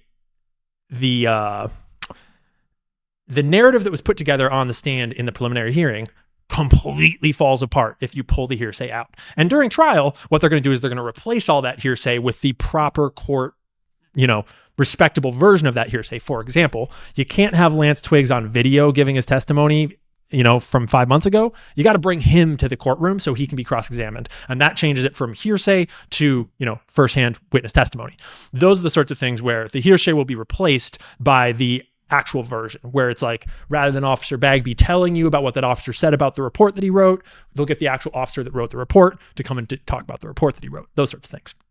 But a lot of the stuff in the preliminary hearing was not hearsay in the sense that they had the actual DNA expert that did the actual DNA work in there talking about her actual reports. And that does not strike me as hearsay. By my understanding, that is her firsthand testimony about her firsthand experience, producing that material. So it is a mixture, but it's pretty obvious from the body language and the words they're using that Candace is absolutely right, that the hearsay 1102 nature of this is extremely important. It came up over and over and over again. It's unique to Utah. And if you don't understand that, you don't really understand what was going on with the preliminary hearing and why it worked that way.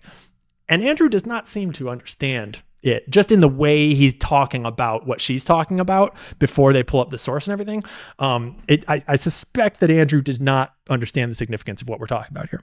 1102. Go there. So they said there's a medical examiner's explanation of the shooting that's in the back. Rob, if you want to pull it up, and then Candace, if anybody from your team wants to pull something up, no problem as well, but they're requesting it. If you guys got it, pull it up so we can show it. And in the interim, is that it? Yeah. So I'll read this. Just what are we looking at, just so we know? Yeah. So This is one of the first of many throughout where Andrew Wilson has no idea what his team is going to be pulling up. And as he gets more and more worn down and more aware of how bad this is going for him, he gets so tired and worn out that later on, it's literally his team putting the clips in, telling Patrick Bet-David to play the clip through Pat's ear, and then him interrupting, Andrew sort of floundering to be like, hey, your team has a clip that they want to play. Let's put it up. And then Andrew just going oh, thank fucking God. And they're like, let's find out what I'm supposed to react to now, as opposed to having a coherent argument with a plan. And this is again where it's a fact check that is to try to support it. His team brought it to try to support what he said, but he doesn't know what this document is. He doesn't really know what it's going to say. He's just kind of discovering thank God he just trusts his team. Whereas Candace is which document is this? Because I recognize them all, because I know them all. This says the bullet, or at least part of it, sequentially perforated the interior left of Mr. Kirk's neck, strap muscles of the left side of the neck. This is a summary, by the way. Left common cartoid on the left internal external jugular. Cartoid? It's carotid. Veins. The bullet also obliterated the left side C27 vertebrae, transacted the cervical spinal. See, there's these little things that are details. They're subtle, but details matter. And the way he read that sentence indicated that he didn't know what he was reading. Your carotid artery is very important. It's like if you were trying to talk about someone severing their jugular vein and they said their jugular. And it's so you've never heard a person, you don't know what that word is, right? You're not familiar with the word. So you're not familiar with the carotid artery, but also C27 is not what that says. It doesn't say C27. It says C2 through C7. abbreviated, because that's saying your C2 vertebrae through your C7 vertebrae, C standing for cervical. And it's that level of understanding of what the C stands for, what C2 is, what C7 is, where that is in the body, how the anatomy works. It's that understanding that you develop from working with the material of a case or the subject matter of an area of expertise if you're like a biologist or, whatever. And so the fact that Andrew would read those sentences in that way is like, maybe it's just him, being flustered or reading poorly or the screen's far away. That's possible.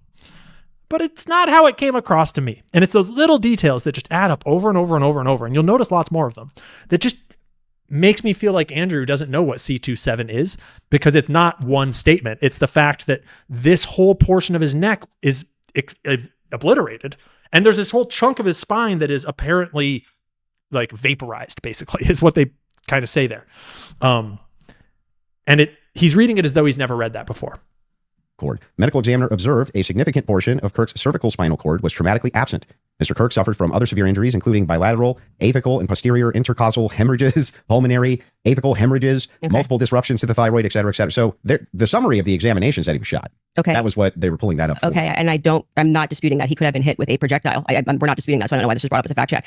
Could you bring up 1102 Utah rule? Because this is Yeah, this is pretty solid posture. Candace just has better posturing throughout the whole thing. Unbelievable point that you're making by saying that I am not allowed to infer off of evidence. You can infer. I'm trying to. This is the 1102 thing, that what she's trying to say is that your whole case is based on inference too, bro. I'm allowed to infer. You're allowed to infer. It's all the same evidence, and like, deal with it. And she never quite like cuts that in a way that shuts him up, and he never cuts it in a way that kind of traps her. So it's kind of just like follow the inference. But your entire reason, like you asserted that you believe there's overwhelming evidence on the basis of what we saw in the preliminary hearing. The entire preliminary hearing was hearsay. Yeah, I'm fine with your inferences. No, you just literally said I couldn't do that. Yes, I can. No, I didn't. I'm just saying from your inference, how do we get to Patsy? This is how you got to Shooter. The Tyler Robinson did it. No, I didn't get to Shooter from that. Yes, you did. You. So this is where it would have been great if she had on the fly thought of something like footprints, analogy that I used earlier, some way to explain the impossibility of like, if his prints are not the least degraded, we have a huge problem. And if, he's not the lone gunman, then it's all Patsy, because there's like that whole next level of what happened is conspiracies. There's really no other option, lone gunman or conspiracy. And so she didn't, baby step him through all of that. And so again, this is something important. So we should pull up a fact check about what the 1102 Utah, under their constitution, for the sake of a preliminary hearing, they do not have to. And I think it's because she's honed in on the fact that he doesn't really seem to understand this 1102 situation, and that is a fucking like bad look. But I don't think that she ever really nails him down well enough to like really make him look bad about it, even though it's kind of a bad look. Have hard evidence. They don't have to put people on the trial. They don't have to. But no, that's why the entire hearing was basically hearsay. Officer Badger, but not all of it, like I said. The overwhelming majority, again, outside of the one that you don't want to. Please don't cut me off. Though. Outside of that is what's in dispute. See, here's the thing. I could have made Andrew Wilson's case so much better than he did. I could have easily debated his side of this debate way more effectively than him. And it would have been an interesting show, because it would have been in good faith, and it would have actually probed the actual information of the case. But he's not aware of the information of the case, so he doesn't even know the right questions to ask in order to challenge Candace properly. And it happens over and over and over again. But right here, if he was familiar with what was actually in the hearing and what actually happened in the case, he would have a lot of examples that he could just bring up. Like, for example, the lady that talked about the DNA, right? Is that hearsay? The official reports, is that hearsay? Like, as in the actual image of the medical examiner's report, the actual bullet itself, the images of the bullet, is that hearsay? Right? He could have easily brought up a whole bunch of things from the trial that are not hearsay, that are primary evidence, that will be the same when they're submitted later on. And the fact that he didn't even know to do that is just glaringly obvious. It means that your entire brand of saying you don't have evidence falls apart when the entire preliminary hearing is based off of hearsay. In fact, Lance's testimony before they had about an hour debate, actually maybe it was more than an hour debate before he sat, and they said, this is not going to be allowed. You wouldn't even be allowed to do this. We'd be able to cross-examine him. The questions that they're asking Lance are all leading. And what did he say? Well, I'm the magistrate under Utah. Again, it's the same thing. He could have pulled her apart on that one. He could have gone after her and been like, no, the entire case is not built on hearsay. Yes, the hearing allowed for hearsay and there was lots of it, but here's all these elements of what I believe that are not hearsay specifically. plus the hearsay, right? And she's like drilling him on it, and there's this wide open angle in front of him that he doesn't even realize is there. And she can easily defend against that. That's not a problem.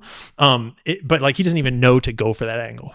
Constitution, 1102, it is my job to allow all of this so we can see if the state has enough here that we can then move to a trial, which will then, they would not allow this stuff. They would say we get to cross-examine Lance. So you're arguing things I'm not disputing. But the entire substance of your argument is that people can't infer off of evidence. That's what you're saying to me. When you say, Candace, Here, I'll give you the argument now. Fact, yeah, I'm not saying that. Off of that, didn't say that. Tyler could have been a patsy. So she's right. That's kind of what he's doing. That's not how he sees it, though. Andrew seems to see it, which is understandable, especially since he wants to win, sees it as the evidence you have, Candace, that comes from your sources and your outside investigation is not credible. So it doesn't count. It's all bullshit hearsay. Only the evidence that has been vetted by the government and released officially, in Andrew's mind, counts as legitimate evidence. And when you take it from that perspective, no fucking shit, the government's telling the truth and Candace is lying because you've just baked it into your own perception of reality. That's obviously not true. Candace has produced all kinds of evidence that is very hard and corroborated directly by people like Turning Point USA themselves. Andrew cited some of that evidence earlier. So he has this fallacious perspective that government evidence, good, public open source investigation evidence, bad, which is made up and not true. Evidence in the court can be flawed, fabricated, lies, bullshit. The magic bullet that killed JFK went in court. The photos were presented. It was total bullshit. It's very possible. And likewise, Candace has shared evidence from her own platform that everyone said was made up. It was fake. She faked the screenshot. It's not a real text message. And then Andrew Colvett directly corroborated that yes, Charlie Kirk did send those text messages, and I actually screenshotted them and sent them to the FBI. So it's totally fallacious what Andrew is saying. And Candace is kind of failing to cut through his apparent stupidity about it. And he's just totally missing this wide open angle in front. You're just literally making stuff up. So here's what the position is. I'm asking this. I have Rule 1102. Just pull up Rule 1102 there from the inference. Stated. Okay. I'm looking at a piece of evidence and I am saying. But you're not showing me how you get there. Can you describe to the audience what Rule 1102? So this, just so everybody who's watching this at home. But you're not describing how you get there from the evidence. No, you're just not smart enough to follow basic logic, bro. Like third graders can understand that the footprint on top came second. It's not complicated. Understands what I'm saying, even if he doesn't. What Andrew is arguing is that I don't have the right to extrapolate from a fact like making it up. Just purely making it up. I'm asking based on Andrew. Based on your show my evidence. You just showed yours. Reliable hearsay. Reliable hearsay in criminal preliminary examinations. The entire preliminary hearing that you just saw was on the basis of reliable hearsay. And what that means essentially is the people who are making the statements can just say, Patrick told me that he did this on Monday. Patrick's not. So this is not her saying that everything in the hearing was hearsay. She did say that earlier and then was like, that's facetious. She walked it back to the vast majority of it was hearsay, which I think is a little overcooked. It wasn't the vast majority, but a lot of it was hearsay. But this statement where she says the entire court case, the entire hearing was on the basis of reliable hearsay, that's a true statement because it's a legal statement saying that this hearing is operating under this rule set. So people like Steven Crowder, I think, tried to misconstrue her words there. I think might be misremembering. Here, and that is, they can allow that into the hearing. That's just because it's just meant to be probative. And so it's the state saying, here's what we have inferred. So you are allowed to take a piece of evidence and then you are allowed to infer off of that evidence. Okay. Case in point, that's a demonstration that's a demonstration of what I just did. I said the prints were the most degraded off of Tyler Robinson. And from that, what I am inferring is that it's plausible that Tyler Robinson was set up. That doesn't, that's the point in contention. That's not a point in contention. That's the point in contention. It's not a point. So the funny part is that Candace doesn't realize what he's trying to press her on because it's such a dumb question that I think it's just not occurring to her. That's what he's sort of trying to cut is that no, the prints that are the most smudged, the ones that are underneath everything else, those are from the guy that just, how do you know that's not from the guy that just shot him? Which is what? And I think that she's literally not even understanding where she needs to go in order to, chop him at the waist here. Contention. If you're saying it is the point of contention. It's not the point in contention. I'm telling you that is what the entire hearing allowed for. So the evidence that he is describing, that he is using to argue his case is all based on inference, not fact. Great. Inference, not fact. So they are inferring off of the facts.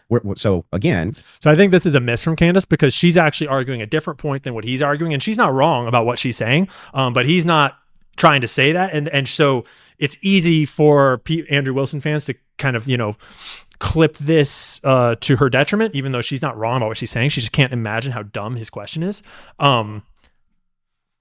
But it's a huge mistake from Andrew Wilson too, because it's just the stupidest, like. We're going to take this, and I'm just going to even grant it because it's irrelevant. I'm asking how you get to the inference that even if you dispute that piece of evidence, that means Patsy. I'm looking for the logical chain for how you get to that inference. What I am telling you is it's the exact same way that when you tweeted, I think that this evidence is overwhelming. When they say that looks like Tyler Robinson's car, he drives a similar car. Okay. They are inferring that that's Tyler Robinson. Can you walk me through the inference so that I understand? So she's making the argument that you're allowed to, make inferences based upon evidence, and that different people can make different inferences, and that's allowed. And pointing out, though she could have articulated it a little better, pointing out that the mainstream narrative, the Fed slop narrative that TPUSA is going with, that he's going with, that's all just inferences based on evidence too. And a lot of those inferences are pretty shaky. A lot of them are downright unbelievable. Starting with the bullet causing that wound. That's a hell of an inference. He's missing that completely. They're on different trains. It's not a fact. It's not a fact. When you show a blurry image, which you kept citing that we have I'm talking about your inference that the fingerprints, even if they're degraded, equals Patsy. How do you get that inference? I didn't say it equals Patsy. I think it is enough evidence that it should be explored, which is exactly what this preliminary was in the inverse. That's not what in dispute. What's in dispute is when you said, I'm using this as evidence that he could have been a Patsy. I'm asking, how do you get the inference to Patsy from that? Because what I am saying is that it shows that somebody else had more DNA presence on that gun than Tyler Robinson did. So it is plausible, which is all they're doing. They're presenting plausibility based off of the facts. Okay. It is plausible that somebody just took his gun and put it there. That's it. Is there equally that's how it works. And is there equally 100 other plausible explanations? I think that's the reason why most people are exploring when things don't make sense. Got it. So yes, at the beginning of No, there's actually not. There's only two possible explanations. Either Tyler Robinson put the gun there, or someone else put the gun there, because the gun was found there, allegedly. We have no reason to believe it wasn't, and someone had to put it there. And so if either it was Tyler or it wasn't Tyler, and if it wasn't Tyler, it was someone else. So those are actually the only two possible explanations. And if it wasn't Tyler, then we're talking Patsy. This is how the court process works. So if there's 100 other plausible explanations, then Candace, why is it that we should go with this idea that it wasn't Patsy? Because every single one of those other 100 means Patsy, right? I'm not saying that we should go with the idea, or it at least means conspiracy. Possible that Tyler was 100% fully aware in on the plan, but that it was a Patsy. I am saying that there is. I thought that was the whole defense. Your whole claim. No, my whole claim was that there is more evidence that he has set up as a Patsy. How does that equal evidence of Patsy?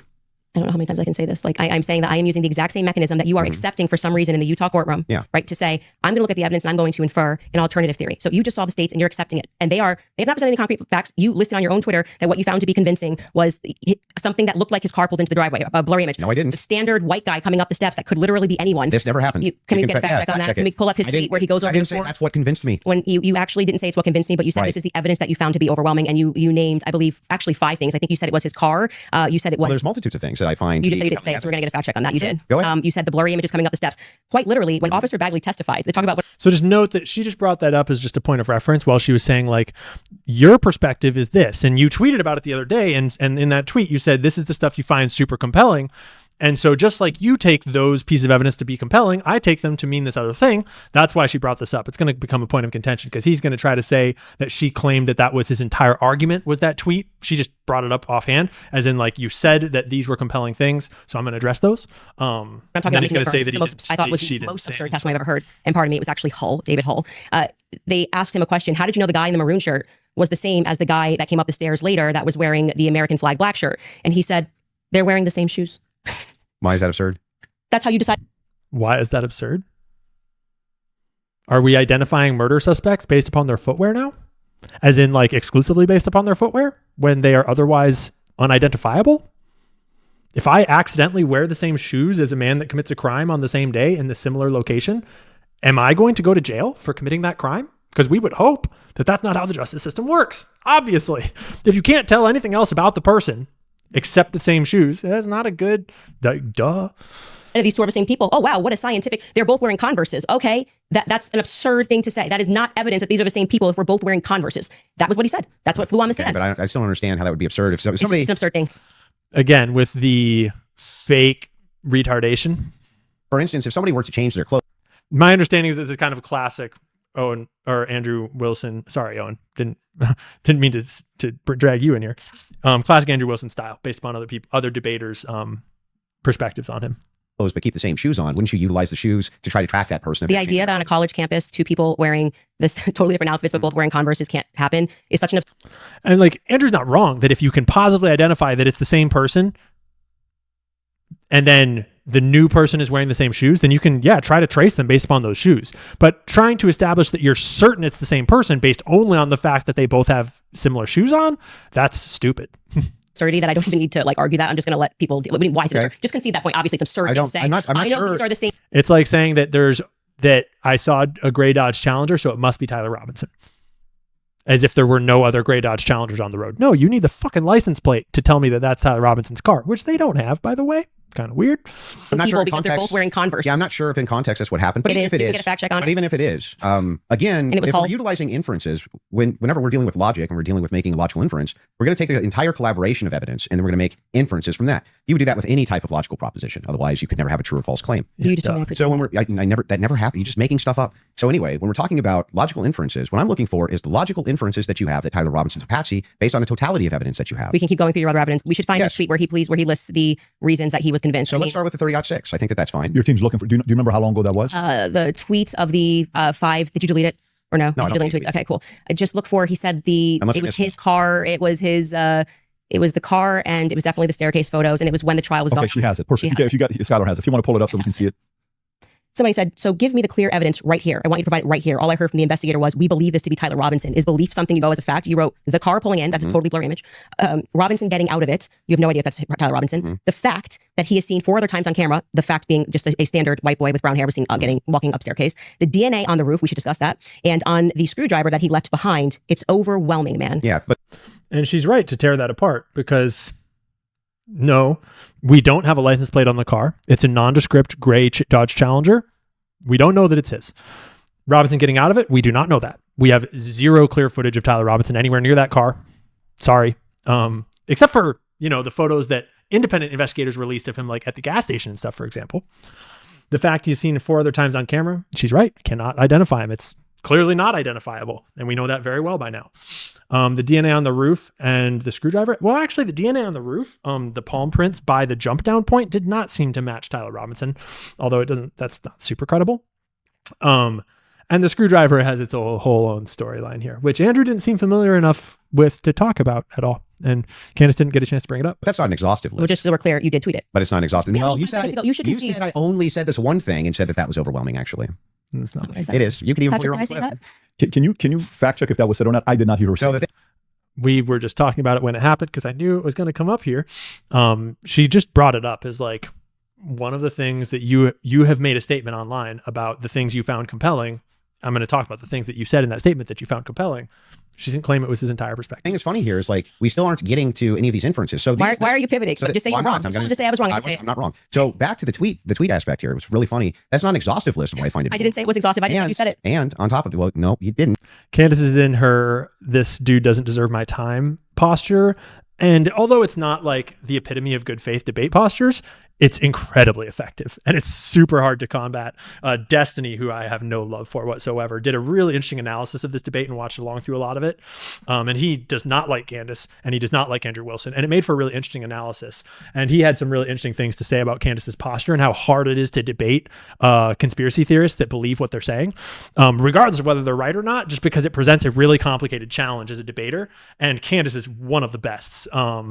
And it doesn't hurt that it's because she believes everything she's saying and she's usually right. And it's because she has all this fucking information and sources and stuff. You said that I only said this one thing and then said based on that it's over. Well, I didn't. You didn't mention that I mentioned the screwdriver, DNA, all these other things. You never mentioned any of that. So no, you're actually incorrect there. But on top of that, moving over to the actual evidence itself. Are you?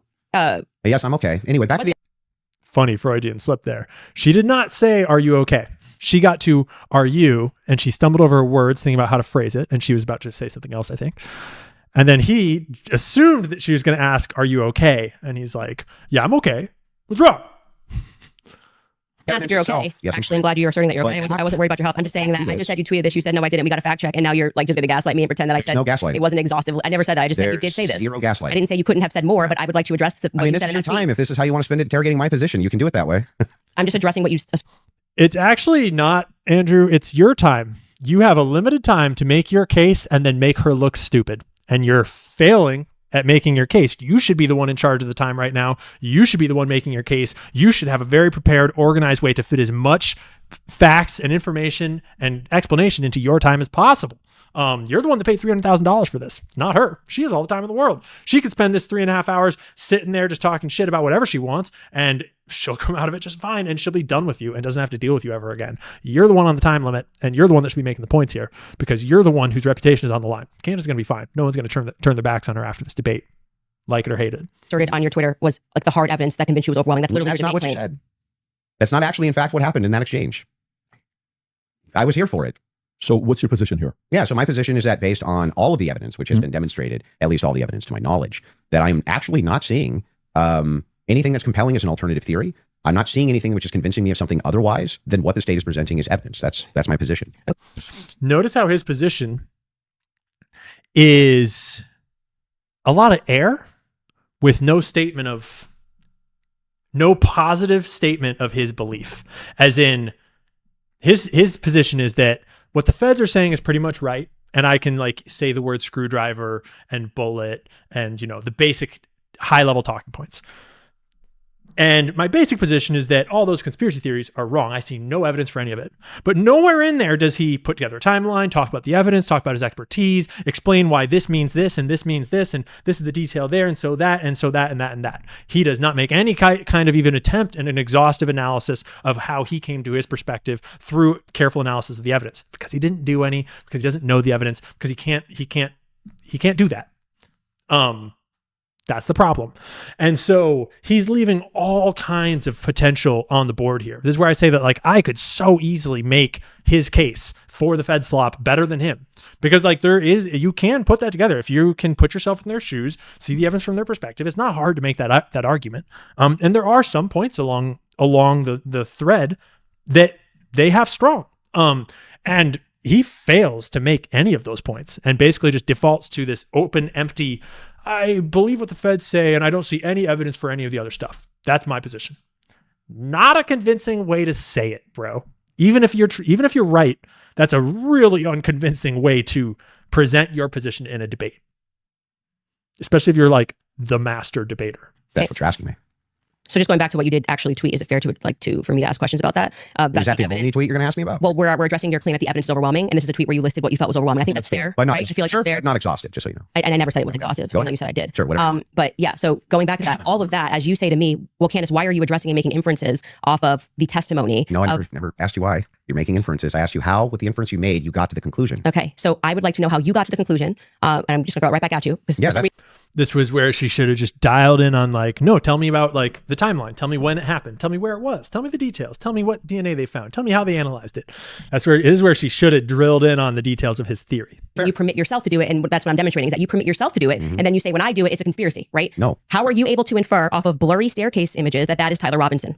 Yeah, so in that particular case, what you do is you take that evidence, you combine it with other evidence. So it's not just that Tyler Robinson is seen in the staircase. Why are you calling him Tyler Robinson in the staircase? That's what I want to get to. Yeah, because, we'll just use this. If you don't agree that that's Tyler Robinson, then you would just have to humor me. I think it is, so I'm using the name. But why do you think it is? Because you make everybody that's call it literally what I'm trying to explain to you. Okay. So if you're asking for my inference why I think it's Tyler Robinson, is because Tyler Robinson said in his text messages, you'll be able to see me on security footage at the campus. Said it in his own messages. On top of that, Twigs, yes, you can pull them up if you want to fact check that. He did say.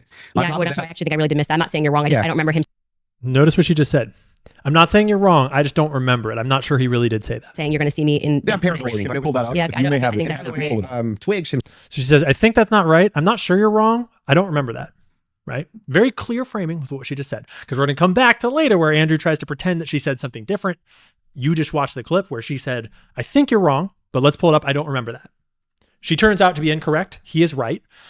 And she concedes it immediately. And then he tries to pretend like she claimed some like fact and all, like the Steven Crowders of this world, like played horns and were like, fact check, even though like she was that's how you should phrase it. It's like, that's not my memory. I could be wrong. Let's pull up the facts. Very respectable, good faith way to debate. Himself said that he had some, maybe a tiny bit of doubt, but it sure looked like Tyler Robinson inside of this various surveillance footage that he saw.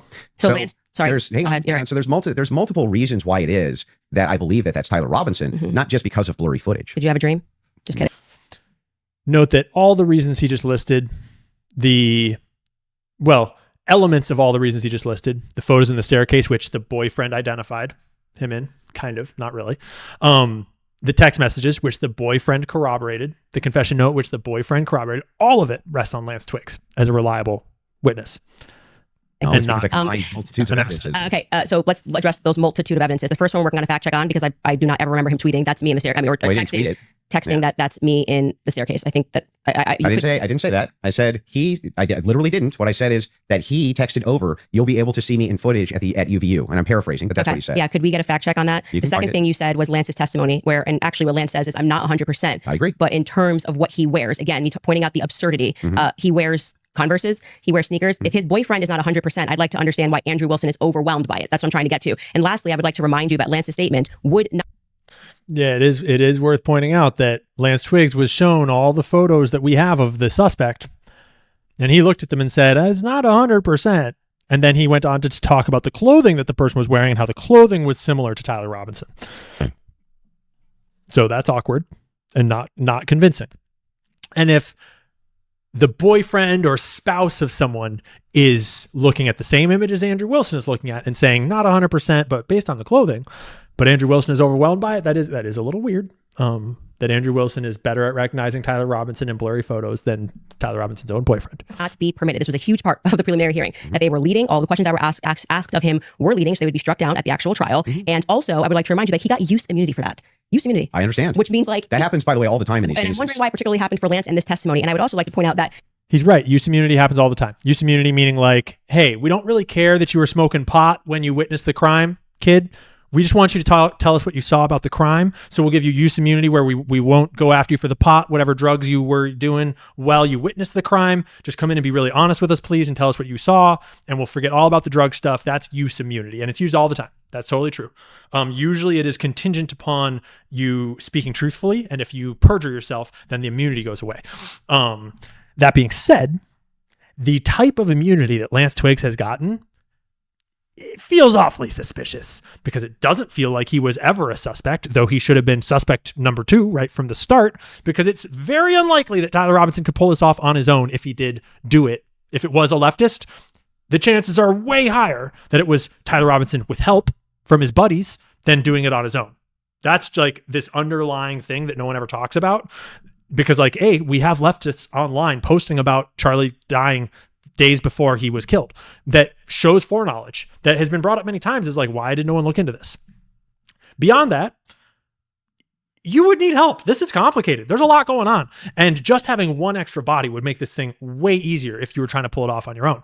And there's a whole conversation to be had about why Lance Twiggs should have been a suspect and should have been very carefully examined. And we don't have a lot of evidence about how much of that examination was ever done. And that's pretty suspicious.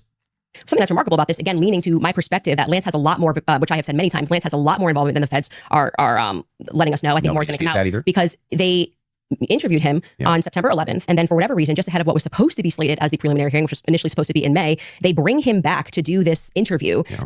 See how she knows all the timeline of everything? She knows the day he was first interviewed, the day he was second interviewed, how it related to the secondary hearing. It's like, it was, May 13th. That is a level of expertise that very few people have about this case. Very few. And certainly Andrew Wilson is not one of them. Which, in my opinion, should have never been allowed. And I actually agree with the defense that it's a violation of his constitutional rights not to allow them to have cross-examined him. But I understand Utah 1102, do what you do. It's all hearsay. But to allow it in that way, for him to just be able to also have use immunity, knowing that he's not going to get in trouble. He could literally get up there and lie about anything, and he's not going to get in trouble because the use immunity was given to him in April, I believe. April 28th is when they gave that testimony to the defense. I think they shot it in like April 20th of 2026. That is not compelling to me for somebody who has use immunity to give a testimony and to say, I'm not really sure, but definitely like he wears jeans and stuff. That's not what he said. In theory, if it was done properly, his use immunity would be contingent upon him telling the truth. I'm not really worried about that because I suspect there's a conspiracy going on here. And so I suspect that there are some elements of the official case that were handled, let's say, not above board. Don't know which parts it was. Don't know who was involved necessarily. But I am quite suspicious of Lance Twiggs and the whole apparatus surrounding his not being prosecuted or investigated at all. Actually, you can get a fact check on that. Skyler, I think you pulled it up if you want to. So a couple things we have. We have Rule 801, Tyler's messages, that says it's not hearsay. But first, go to what Candace is asking about, Skyler. I think you have it. You just text me if you want to pull it up. You said you have the text. If we can put that up on the screen. Thank you. It was me. Look at the pictures from the surveillance footage. It was me. Okay. I literally said to you, it's not oof. I said I didn't remember this. And I'm happy to have a fact check on that. Okay. I didn't call for the fact check saying you're wrong. I literally said I don't remember that. Well, I'm just saying to you, like, I'm trying to be concise. Right? Remember? She phrased it as like, I don't think you're right, but we should check it because I don't remember him saying that. And that's what it was. Not that big of an oof. It's actually her being honest about what she does and doesn't specifically remember. And then also bring the 801 that you just said. What was the other one? Yep, the 801. Tyler messages saying it's not hearsay, if you have that as well. There you go. They're confused because it's not really relevant, and Andrew doesn't really know what's going on, so he doesn't know how to explain. What are we saying? It's not hearsay. Not hearsay. A statement that meets the following conditions is not hearsay. It was hearsay. They said it in the trial. Hang on. Okay. Okay. Is consistent with the declarant's testimony and the declarant denies having made the statement or has forgotten, or is consistent with the declarant's testimony and is offered to rebut the express implied charge that the declarant recently fabricated or acted in recent improper influence or motive in testifying. So then wouldn't that mean that a bunch of this wasn't hearsay? So the issue with his testimony, would that mean that a bunch of this wasn't hearsay? Notice how he frames that as, let me read all the text on here and then not give any statements that indicate that I understand it. Just flip it to a question over to you, bud. Those things I just read, doesn't that mean that it's not hearsay? I suspect that Andrew Wilson does not understand what he just read. I suspect he does not know what any of that means because there was no substantive analysis or explanation of why that means it was hearsay brought by him. And if he had done so, it would have been a much stronger question to point at Candace. And she correctly, I think, is about to explain how it's the video testimony of Lance would never fly in the real court. And I think technically becomes considered hearsay. It could be a different phrase because it was done outside of the courtroom and he can't be cross-examined. And any witness that can come in and be cross-examined needs to be in the real trial. It wouldn't be allowed in this format in the real trial whatsoever. The opposing party, which down the line, like I said, they talked about this for about an hour and a half, and they discussed how if Lance was in court and he was giving his first party, giving his testimony as the opposing party, whatever, all of this would be fine. They had an issue with how the questions were being asked and that they were not allowed to cross-examine him. So that is why his video testimony would not be accepted in the main trial. And what I said to you is this entire preliminary hearing is under Utah's 1102. So they are allowed to just use hearsay. No, you didn't say that. You said most of it was hearsay, actually. Yeah, the overwhelming majority. So again, notice how Andrew can read off the screen and then pose, obscure questions to Candace about it. Candace then immediately dives into specific memories of how the case went down, what was said, details that she shares right off the top in context. And then Andrew dives right back into semantic argument. Well, I mean, I'm leaning now into my opinion that some scientific aspects, which they kept asserting, like the federal rule 403 or 402, some of those parts were quite Sounds scientific. like you're backtracking quite a bit. No, I'm not backtracking at all. Let me help you. Where do you feel like I'm backtracking? And then he tries to use the debate tactic on her, and she's like, no, fuck you. Where was I backtracking? Literally was done under Utah's 1102. Yeah, nobody disputed that. Okay. What the dispute was is whether or not most of it was overwhelmingly hearsay. Yeah, is that the case? It was. Yeah, okay. That's a fact. I'm not backtracking on that at all. How many times did you... And again, right in his face, this could be disputed. If he knew what he was talking about, if he knew the evidence, he could dispute that. And he could not necessarily win the point, but he could certainly make her look less strong than she looks in this moment. Because in this moment, he tried to do a debate tactic and she's like, no, I'm not backing down on anything.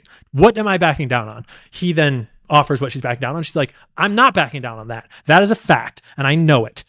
And he could have easily come back and said, here's a few examples that actually you're going to have to agree or not hearsay once we flesh this out. And then it's going to turn into, it's a fact, but it's not as strong as you're coming off. And he didn't know to do that.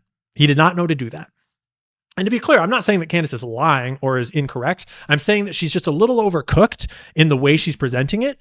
And I don't know if it's because she knows that Andrew isn't going to know to rebut it, or I think it's more likely that she's just, she's generally kind of right. It's not an unfair way to describe it. It's a lot of that shit was hearsay and it was all done under the 1102 rule. But it could be debated properly if the, counter debater actually had done the research and knew anything about the case. Yeah. Watch the video here. It's they constantly, I'm 1102, 1102, 1102, 1102, 1102. And the reason for that is because it's allowed. I'm not saying. And she's right. They did do that all the time. And Andrew just conceded that straight up. He just gave it away, even though her description's not wrong, but he easily could have made a counterpoint.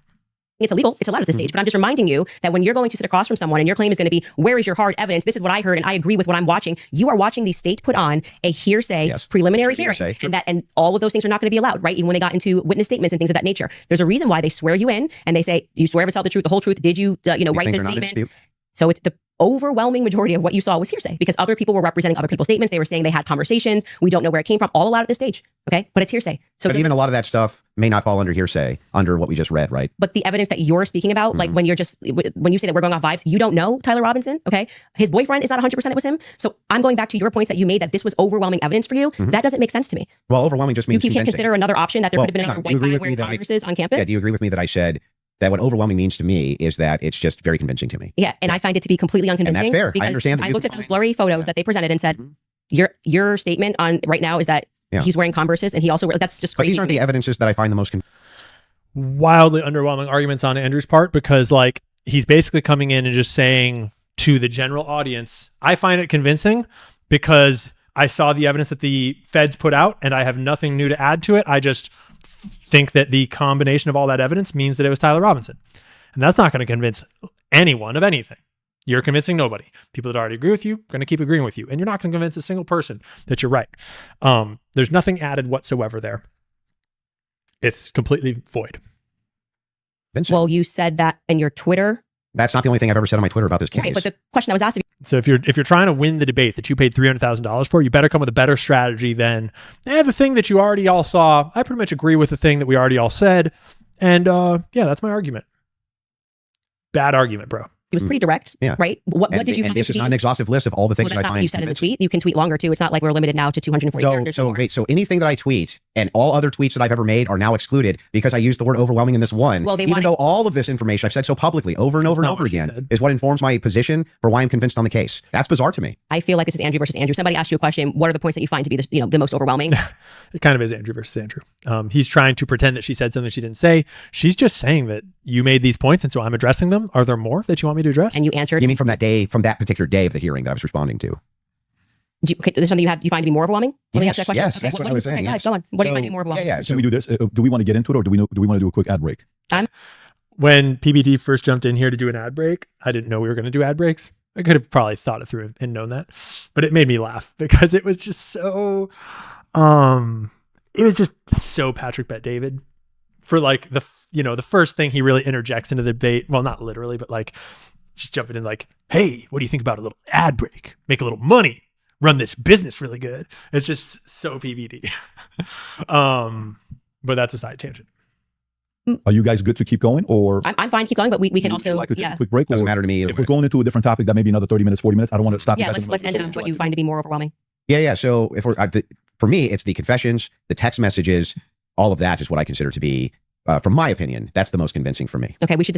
So the text messages and the confessions, from Andrew Wilson's opinion, is the most convincing. So we'll see how well he makes that argument here. Discuss the text message confessions when we get back, if you'd like to. Okay.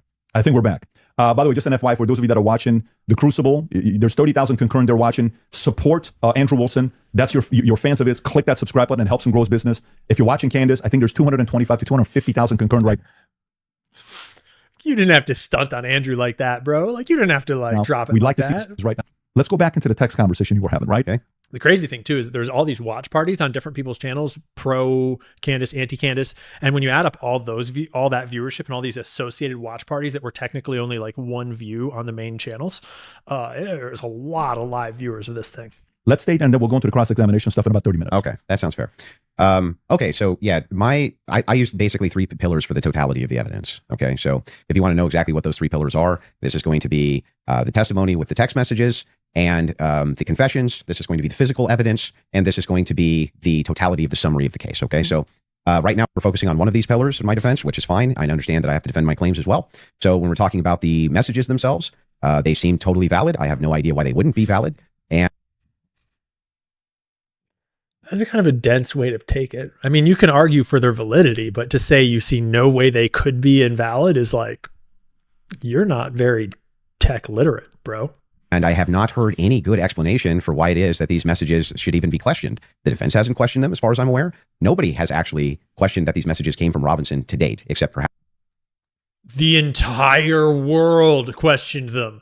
That was one of the first big moments where the whole world came together and said, this is really sus. And TikTok memed it extensively. Young people all over the world were making funny videos about it. They were making reenactments. They were dressing up as Shakespeare. Be like, my lord, the vehicle doth expireth. It was an internet sensation when they released these text messages. No one was buying them. It was hilarious. Andrew Wilson obviously wasn't on planet Earth that week because everyone questioned the text messages except for Andrew Wilson, apparently. Perhaps you and other people who are kind of in that camp. But why should I question these exactly? I'm not sure. Okay, so first let's just go over legally what the point is of a probative hearing. The defense is not they're not there to say or to argue or to defend themselves at all. They have to. This is an incredibly important point that Candace makes pretty well on the fly there. They don't really take the time to circle around it and really flesh it out. It's so important. And I've seen a lot of people misunderstanding this and then sort of like extrapolating their logic of their perspective based on not understanding this. In the preliminary hearing, the defense, it is not normal at all. It is not the standard for the defense to present any information. The defense during preliminary hearings does not bring their case. They don't make their argument. They don't give away what they know. They don't introduce evidence or facts. There's the very rare exception where it's not that they're completely not allowed to bring any evidence or facts, but it is very much not the norm. And the reason why it's not the norm is because all that's happening in the preliminary hearing is that the prosecution is saying, Your Honor, we have enough evidence, whether it's true evidence or not, just enough evidence that is, reasonable to believe that it's true, that we should go to a trial to determine the guilt. But it's just the prosecution saying we have enough evidence, and you don't check if the evidence is real or not. You don't check if it's right or not. The judge is not allowed to weigh the facts of it. Barron did a great show about this the other night, and there's more to it too that he didn't even go into. That's like the bigger picture of just preliminary hearings are for the prosecution to get to a real hearing, and the defense's only job is to sort of pin discrediting testimony, questions, facts onto whatever the prosecution presents to try to discredit the argument they're presenting. They don't bring anything new of their own. They don't bring witnesses. They don't present their perspective, their facts, none of it. So the defense was not making their argument, and that was not their job, and they do not want to at that stage because it gives away what they know. And if they have some slam dunk thing, they want to save that for later. So the prosecution obviously can't get ahead of it.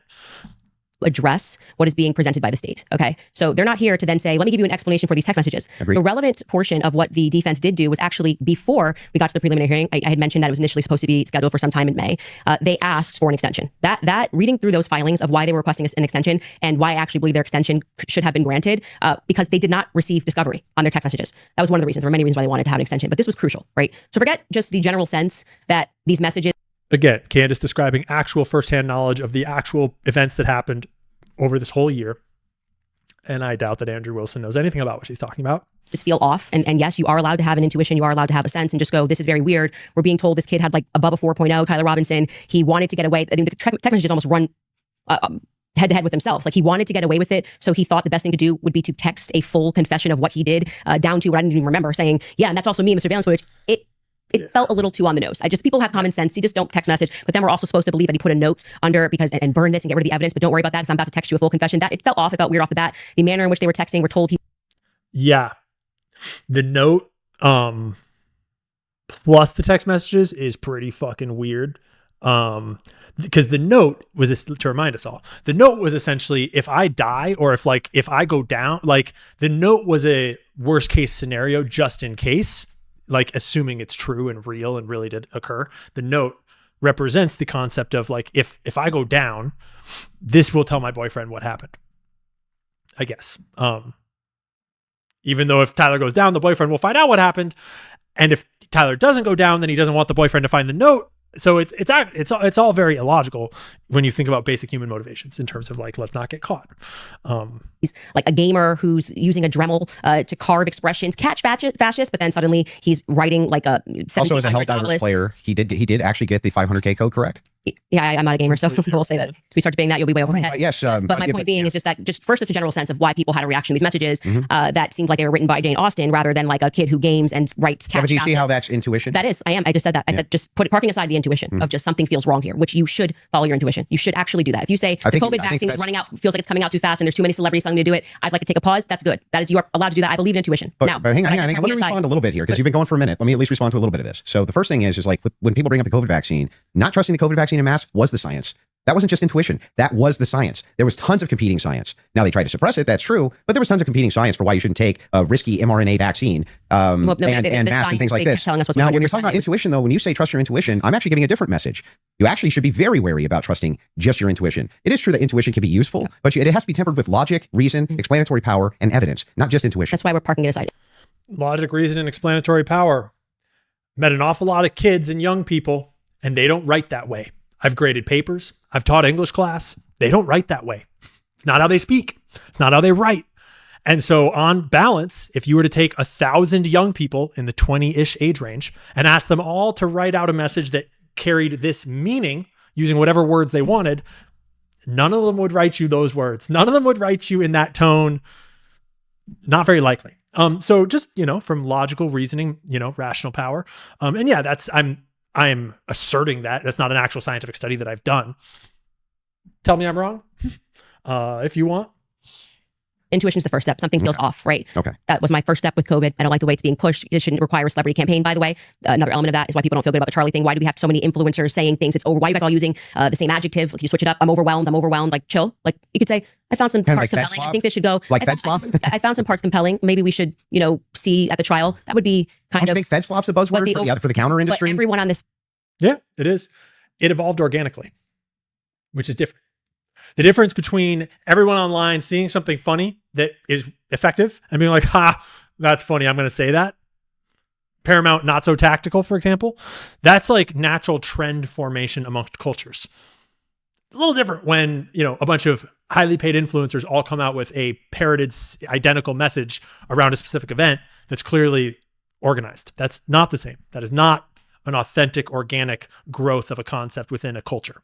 Same day of watching this trial, which was, I would say, not overwhelming at all. Nobody came in medium, right? No one came in like there were some interesting aspects. This was a little suspect, but I do think it's enough to go to trial. They all came in like they were passing away and we're going to die from being overwhelmed. Well, they're trusting their intuition. Okay, well, actually on that. No, they were not trusting their intuition. They were organized, told to be there, given a script, came out, delivered the script. Very obvious.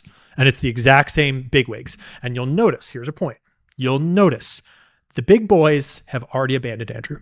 The only people that are defending Andrew at this point online still, and really from the start, are the little fish, the ones that are on FedSlop team, but not because they're like officially on the team as much as because they're like, they recognize that they want access. They want into the club. They want to be on that. They want that.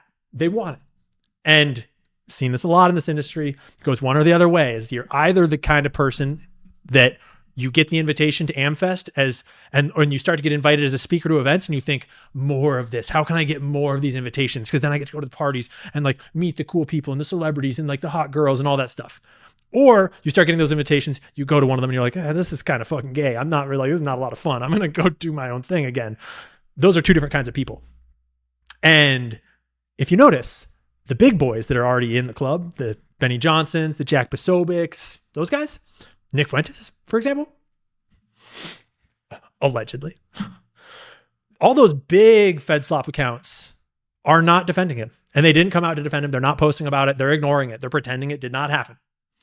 Because it's not a good look. It's not good propaganda. It's a loss, and they're writing it off. The only people defending him are the smaller ones that don't get they don't have a memo because they're not actually doing it because they were told to. They're doing it because they have developed the worldview that they just expect to, which is why a lot of Candace fans defend Candace because they believe her and they like that team and they're on that team. And so they post things to try to help that team win, which is not always faithful to truth. It's faithful to your team. And it's not ideal in either side. But the FedSlop side is especially funny because it's in service of the government and you're devoting your life for no pay, for no good reason other than that you want like more access and invitations into the government club. It's all very weird. But if you look online, it's really interesting that the big boys aren't out here defending him. Whereas if he had clobbered her, if he had made her look like a dumbass, imagine how many of those accounts would be clipping it up, talking about it day and night. Yeah. Scenario, they're looking at the preliminary hearing, have a reaction to it. Wasn't their intuition. But like I said, parking aside, just getting to the substance, parking that aside, just a general intuition, some might be text messages. Then we looked at the filings, which came from the defense, and they were requesting an extension saying, we have gone to the prosecution and we have requested all of this stuff in discovery. Yes, you are saying that you took Lance's phone, okay, and that you collected his phone on September 11th and that you sent it off or whatever. You took a picture of the text messages and we are being given these text messages to review. Crucially, Kathy Nestor said, I have not even been given access to my client's phone during this hearing. She said, I haven't been given access to my client's phone. She can't tell you, as a part of the discovery request, is it's not enough to say to me, Candace, I just got a text message from Candace. And I say, I didn't send that text message. Maybe that's what her client's saying. We don't know because we're not at the trial, right? Maybe he didn't send those messages. Could there be someone who logged into his Discord? Could there be someone who logged in to his Apple? George could be sending text messages right now. We are married. He has every login that I have. And remember, he's up for a death sentence. So if I'm able to sow reasonable doubt with common sense, he may come during the trial and when they actually have to address these points, say, I did not write those messages. I was here. Lance, my boyfriend, was logged into my phone, logged into my Apple ID and my iCloud sending messages. I know that we have the capability because my husband does it. He has the capability to send messages from my phone. It is not convincing to the public when, for whatever reason, the FBI combined with the SBI, it was not the prosecution's fault. They made that clear during that hearing, would not allow them that discovery request to be able to see where did that message come from? Because you're saying.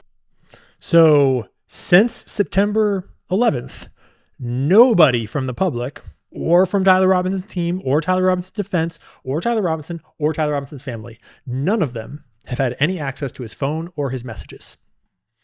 So they wouldn't probably even know if he had sent them. They wouldn't know if they're even in there. They would have no way, as in like maybe someone else sent them from his computer. They don't know if that's what happened because they haven't been able to look, but they also don't know if it even exists because they haven't been able to look. So like, I don't think this is what happened. But at this point, as far as Kathy Nestor knows, that's just a made up, it's just, they drew that screenshot and it's totally fabricated. And it does, if you were to open Tyler's messages, it wouldn't even be there as far as they know because they haven't been able to see it. They don't have his phone. I don't think that's what happened. I think someone did actually send those messages, obviously. I think it's probably a genuine screenshots and all, but.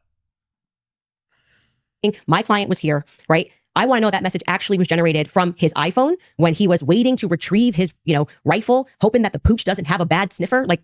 And they're going to have to show that during the real trial. They're going to have to prove that. They're going to have to use cell phone location data to show where he was, we have a clear time frame when the texts were sent. It should be very obvious that the phone is up in Orem, not down in his hometown. And it should be very obvious that they were sent from his iPhone, not from his computer. And we should see that it's up there right by the shooting, waiting in the woods. That'll be 100% crystal clear. And if we don't see that, it's because it didn't happen that way. Because it's just weird messages.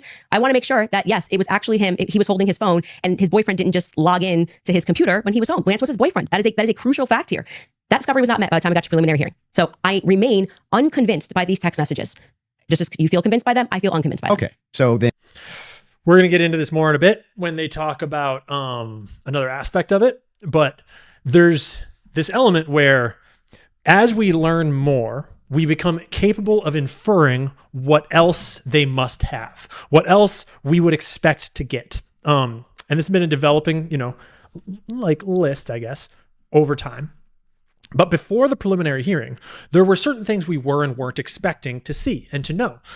For example, we were told that Tyler Robinson's parents, that Tyler Robinson confessed to them, and that they told the police that Tyler Robinson confessed to them.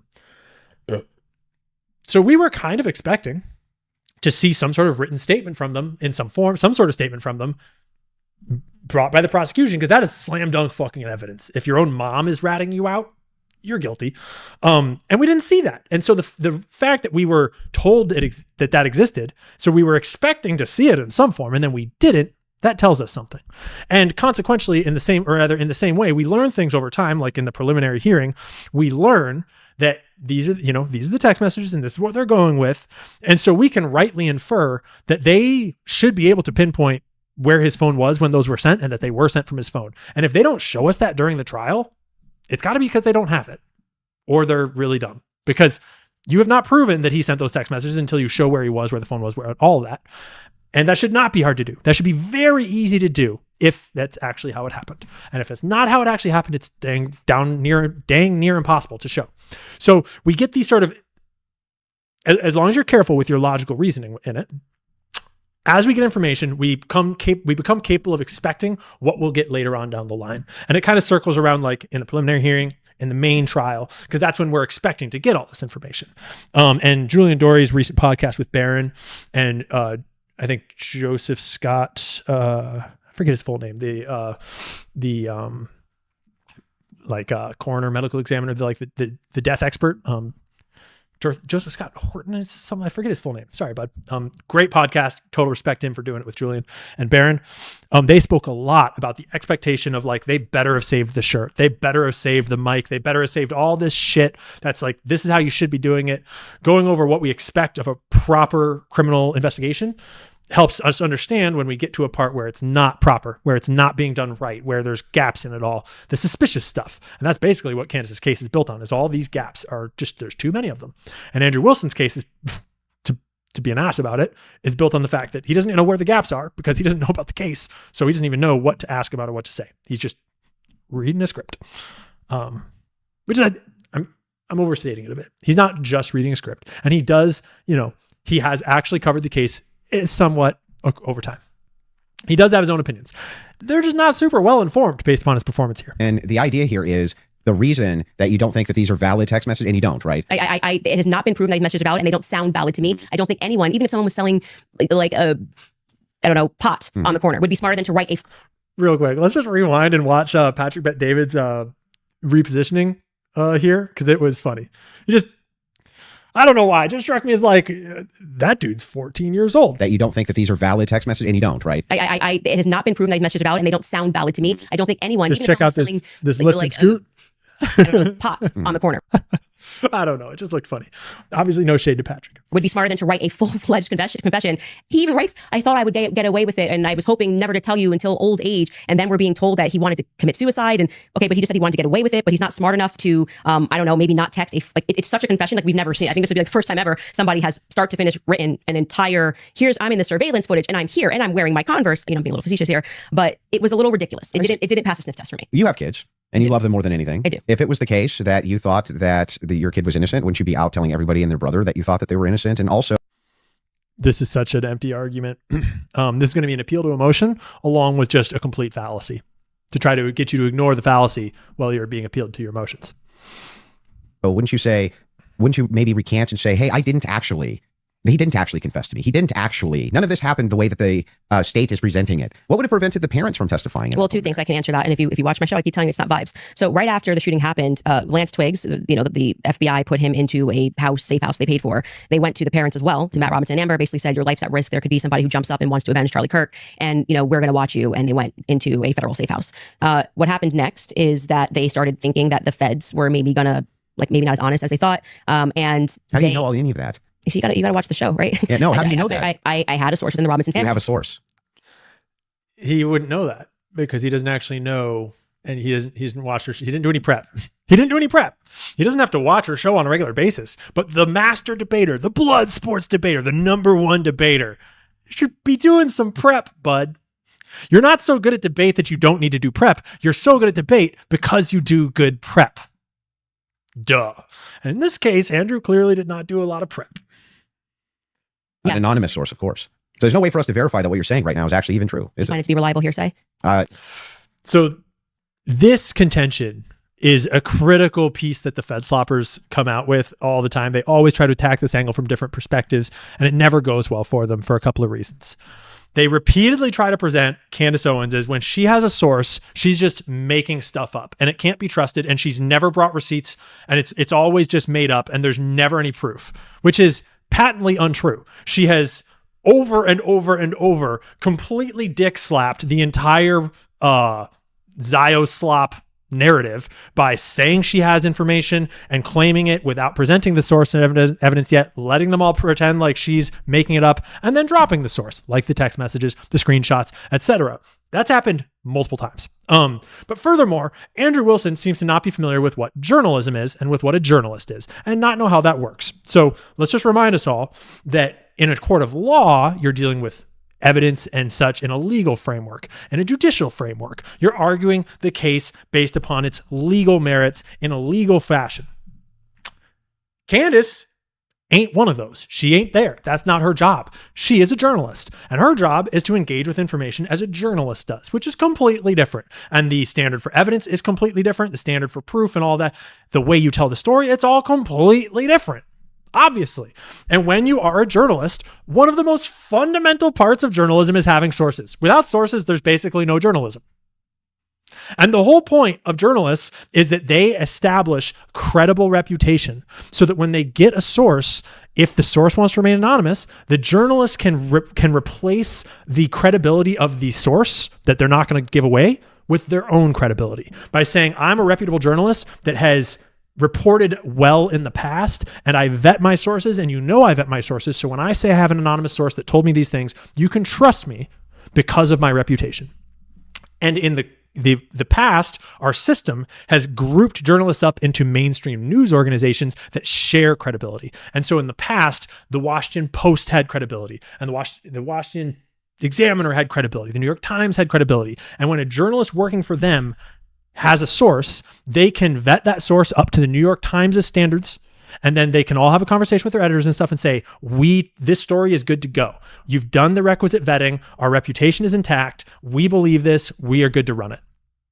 But if they break that trust over and over and over, people start to not trust the entire New York Times. So it's critically important for the organization's reputation to remain intact for that exact reason. And that's the story of why the mainstream news is no longer trusted and no one fucking gives a shit about them anymore, because they broke that trust over and over and over and over and over and over and over and over and over. Independent journalists use the exact same system, except the trust is entirely your own. And I have established my trust in the way that I do. And some people think that that's zero. And my audience thinks that it's high. And there's other people in between. Andrew Wilson has established his credibility and his trust over time. Candace has established hers. And it is her job to have anonymous sources. That is the whole point of journalism. And she does it exceptionally well. And having seen it from the inside and the outside, she's better at it than most people in this industry. Just going to say that. When Candace says that she has a source that told her something, I trust not only that she's being honest about what she says happened and was said and all that, but I also trust that she wasn't a fool, because she's not. And she vetted that source with the understanding that there will be fake sources sent to her to try to feed her lies. I guarantee you that her tips box is filled with that. And she is not dumb. She knows that. And she knows that if she gets tricked by any of those fake sources that are trying to come into her and, send her down the wrong track, which is what a lot of people were worried Mitch Snow was, and people still have their own opinions about that. She's aware of that trap. And she's very careful to not fall into it. And she very carefully vets things. And when she arrives at a claim that she thinks there's something there, but she's unsure about, she tries to couch it in a way where she's not claiming it as definitive and trying to work through that. That's journalism. And that's how it works. And Andrew seems to either be trying to purposefully forget that that's the truth or is too dumb to know it. But that is a repeated theme among the Fed slop narrative over and over and over. Journalism is not the courts, not done in the same way. And journalism involves confidential sources. It's critical. It's very important. And it's very normal. As long as you approach them with integrity and you maintain your honesty and integrity and can, demonstrate your credibility over time.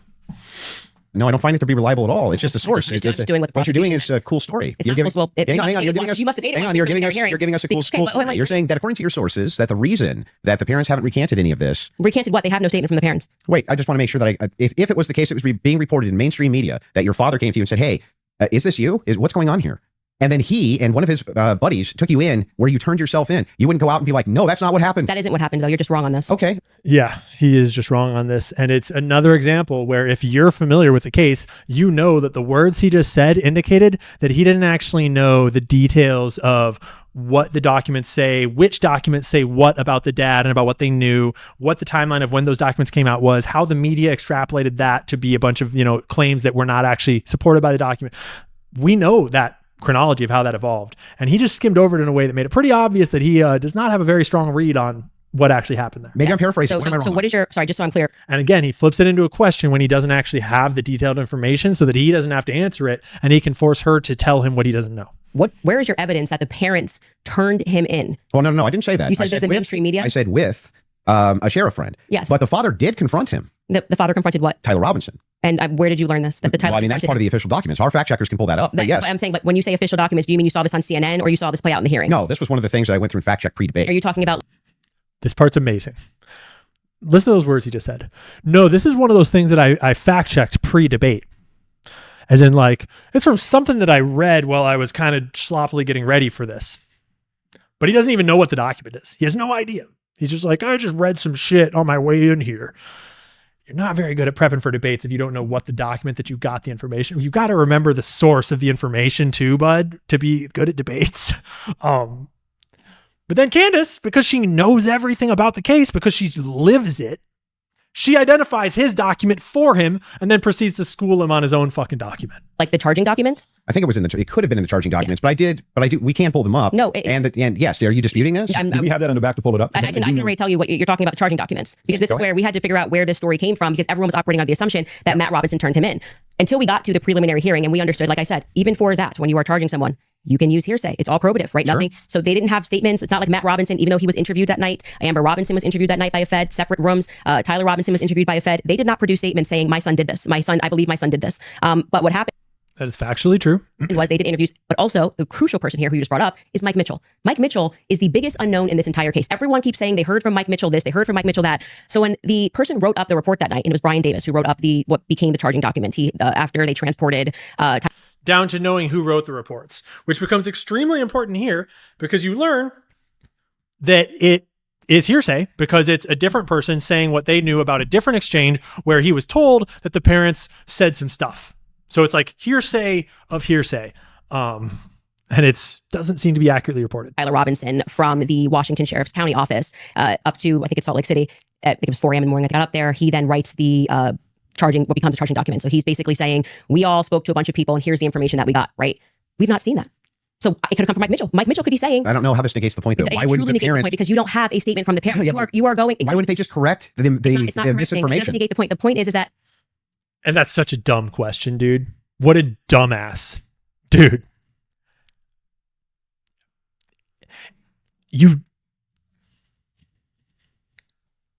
If your son is on trial for murder, for aggravated murder, death penalty's on the table, your lawyers are telling you to shut the fuck up and stay inside. Do not talk to anyone. Don't say anything at all. Duh. They've got it. Trust them. That's the number one thing that everyone learns about the law. Shut up and ask for a lawyer. Do not go out into public and start fucking making a bunch of statements. Duh. Because assholes like you and your buddies will do everything you can to clip them and twist them, manipulate them, lie about them, and flip the narrative to get your son killed. We now got the preliminary hearing. If the parents were the ones who saed, I'm turning my son in because he's guilty. I didn't say they turned him in. I think you're talking about the over. You said it's been the narrative. Everybody's known this. The narrative initially. He implied it until she called it out, and then it was confronted him. And yeah. Which I think you agree with, was that, Matt Robinson knew his kid was guilty and turned him into the police station. What actually happened in terms of Sheriff Brooksby, who was present there and gave a press conference, what happened was this Mike Mitchell character essentially peer pressured him, and we can get a fact check on this. We can find Sheriff Brooksby's press conference. And he said, they know it's you and you're going to come in peaceably or people are going to be banging down your door. He was a undercover cop, which I don't like that. I don't know what he did undercover. It's very hard to find anything about Mike Mitchell, but he worked with them for 20 plus years, the police officers. The reason why Tyler Robinson... Just notice her command of the information, of which Andrew has demonstrated zero up to this point. He just keeps asking her to demonstrate command of the information when he arrives at a crossroads where he could try to pin her on something if he knew the information. Knew him was because he lived nearby and he was also his Boy Scout How does leader. this negate that the parents could write this second? And by the way, if you had the evidence, I'm just saying that your first point, which is that the parents did this. Yeah. We don't know that the parents. I didn't say that they did ever. Well, you're quoting the parents as having said. You said that Matt Robinson said that his kid was. You say involved. I don't want to misquote you. Confronted him about Confronted him. Yes. And I'm telling you that we have not seen any evidence that is true. We can fact check that. Okay. Because we do have evidence. And I'm saying it's the charging doc, which could have been derived from a statement Mike Mitchell said. Two things I have ready in the back. One is the charging doc, and the Yes. other one is a video of Kathy Nestor saying she hasn't seen Tyler's phone. Okay, we can. And furthermore, if during the intake process, when they're bringing Tyler in, the police are interacting with Tyler's parents, and Tyler's parents directly say to the police that they think their child did it, that goes into a report as direct evidence with a quote. That does not just get passed up. That is an official statement to law enforcement. That's why when you get arrested for a crime, anything you say can and will be used against you in a court of law, because statements to police officers are binding. And if you say it, it's done and it's recorded. And so if Tyler Robinson's parents had said that to a police officer, that evidence would be very much presentable in the preliminary hearing. And it would have been the strongest evidence they would have had. And they didn't present that. They didn't have it, apparently. Maybe they're holding on to it for some reason. Seems unlikely based upon my research. On Which Kathy to one go would you back, listen then first? just go Was it back Kathy to first? Kathy first in court saying she didn't get her client's phone. Yeah, and then I think we'll go to the. If you're okay with that. Thing not in dispute. These are all things that I'm not even disputing. Okay, so we don't show it. We never get to the thing that I am disputing. Well, I was just providing an answer. We were coming back in from a break because you were talking about the text messages, something that you felt was concrete. So it was just my rebuttal to you that it's not concrete because they haven't had a chance to actually answer that, and she didn't even get to see your client's phone. So that's effectively, again, the state saying these messages are real. You don't get the discovery on these messages. What she's pointing out is that it's a trust me, bro. Just like Andrew did a trust me, bro, that I've got this text message from TPUSA, but you can't see it. Just like Candace says, I have anonymous sources. It's the same thing. This is the prosecution saying, trust me, bro, these text messages are real, but we have yet to show you any reason to believe that for sure. Now, if you think the federal government and the police have more credibility than Candace or than Andrew, then you can believe that. That's fine. And then you can give more credibility to the things that the law enforcement says. And theoretically, that would be the world we live in. We want to live in that world. That is the goal. That's the point of police. Unfortunately, we don't entirely live in that world, and a lot of us don't trust the government. And so that doesn't hold a whole lot of weight. Kind of like the mainstream media, we wish we could trust them, but we can't. And yeah, the government that literally, the FBI that just finished covering up Epstein is still in active process of covering up Epstein. Sorry, bud. We don't trust them. And if you want to trust them, Andrew, take it away. Yet she will during trial. They will actually. Don't you think that would make their case fall apart if it was the case that they weren't able to actually pull the data off the text messages? Do you think the prosecution would go to court with fabricated text messages? It's called winners and losers. They may not be fabricated, but by the way, as what they are saying, like I said, if there was somebody logged into his phone, they may not be fabricated. That's the point. So let's get to the. JFK went to court with a fucking magic bullet, dude. JFK went to court with it didn't go to court, but it got like litigated in the court of congressional investigation opinion, I guess. Be somebody else. The parents fact check. So I was saying, I believe what you're talking about was derived from the charging doc, which was signed off by Brian Davis. Let's see if that's correct. What are we looking at? Robinson's mother explained that over the last year or so, I'm sorry. Can you zoom in a little bit? The charging doc. See it. Robinson's father reported that when his wife showed him the surveillance image of the suspected shooter. It's interesting that the document is titled 9/16/25 information.pdf. Is that the original title of the document, or is that Andrew's team pulling it and just putting it by the date it was published and writing its title as information because they didn't know to title it charging document? I'm going to hope that that's just the auto download title that it was given. In the news, he agreed that it looked like their son. He also believed that the rifle that police suspected the shooter used matched the rifle that was given to his son as a gift. As a result, Robinson's father contacted his son and asked him to send a photo of the rifle, which makes sense with the text messages. Mm-hmm. Robinson did not respond. However, Robinson's father spoke on the phone with Robinson. So this is one of the better arguments to level against Candace or me or someone like that. Because it's not uncompelling. This is a difficult point to square for someone in my shoes. And it's hard to know what is true and not true and what is sort of been fudged in the space between when they actually were speaking to Tyler's parents and then when it was described and put down into the report. It's hard to tell. My perspective on it personally, not trying to speak for Candace at all, my perspective on it is that the wording in this segment feels dangerously vague in the sense that I want to know exactly what the dad said to imply those things. I want to know, is the person writing this report the person that the dad was speaking to? Or is it sort of this amalgamation of conversations the police were all having of how, like, for example, I'm just being hypothetical here, but if they are in this process of taking Tyler in and the parents are kind of mingling with the officers and they're sort of talking about what's going on. If the dad makes some sort of comment during that of like, well, we saw on the news that it looked like my rifle, that it looked like this heirloom rifle, that can very quickly get extrapolated into what's in this report, that the dad saw this on the thing and thought the thing. Also, my perspective and a version of Candace's perspective is that Tyler was wrapped up in something bad. Tyler, I believe, was wrapped up in a crime. And I think he was a part of a conspiracy that he did not understand, that he was lied to about. That seems the most likely to me, as far as I can tell.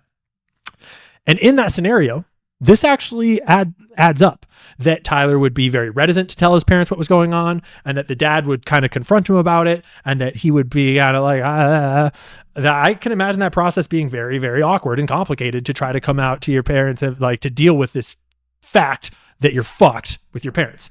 And I could see these statements coming out of that and getting kind of misconstrued into this narrative because they're under the assumption that Tyler is the guilty party at this point. So they're reconstructing these statements to basically try to evidence that, even though that might not have been the context in which the father and mother might have said these things at the actual moment. I don't know. That's really the best defense that I can come up with off the top of my head.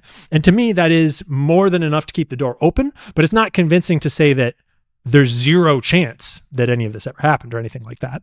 And so I think Andrew could have pushed on this a lot better. A lot more. He planned to take his own life. Robinson's parents were able to convince him to meet at their home. Yes. So this is proving my point. This is from the charging document, correct? Mm-hmm. Yeah. So what I'm saying to you is that 3 people got interviewed on that night. Mike Mitchell got interviewed, Amber Robinson got interviewed, and Matt Robinson got interviewed. Of the 3 of them, only one of them actually wrote a statement, which was referred to in this preliminary trial. He came in, I believe, in March, Mike Mitchell, and he wrote a statement, which I find to be very shady that they decided to bring. Why aren't the parents disputing that? Well, first off, that's the question. The parents are not going to ever play in court, play to the cameras in court when they have a legal team that is going to be advising them not to speak to the court because your son could go to prison But they're forever. playing to somebody else who's your source? I'm not going to address that. They're playing to someone else who's your source.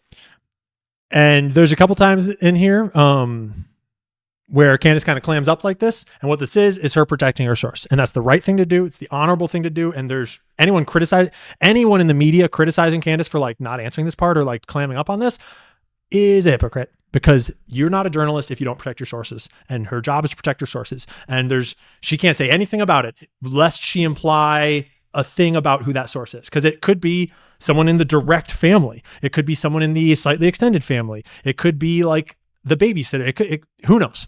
And so she's not going to touch it at all. But won't go publicly tell the media this is not true? Well, what I did not say to you that I just said.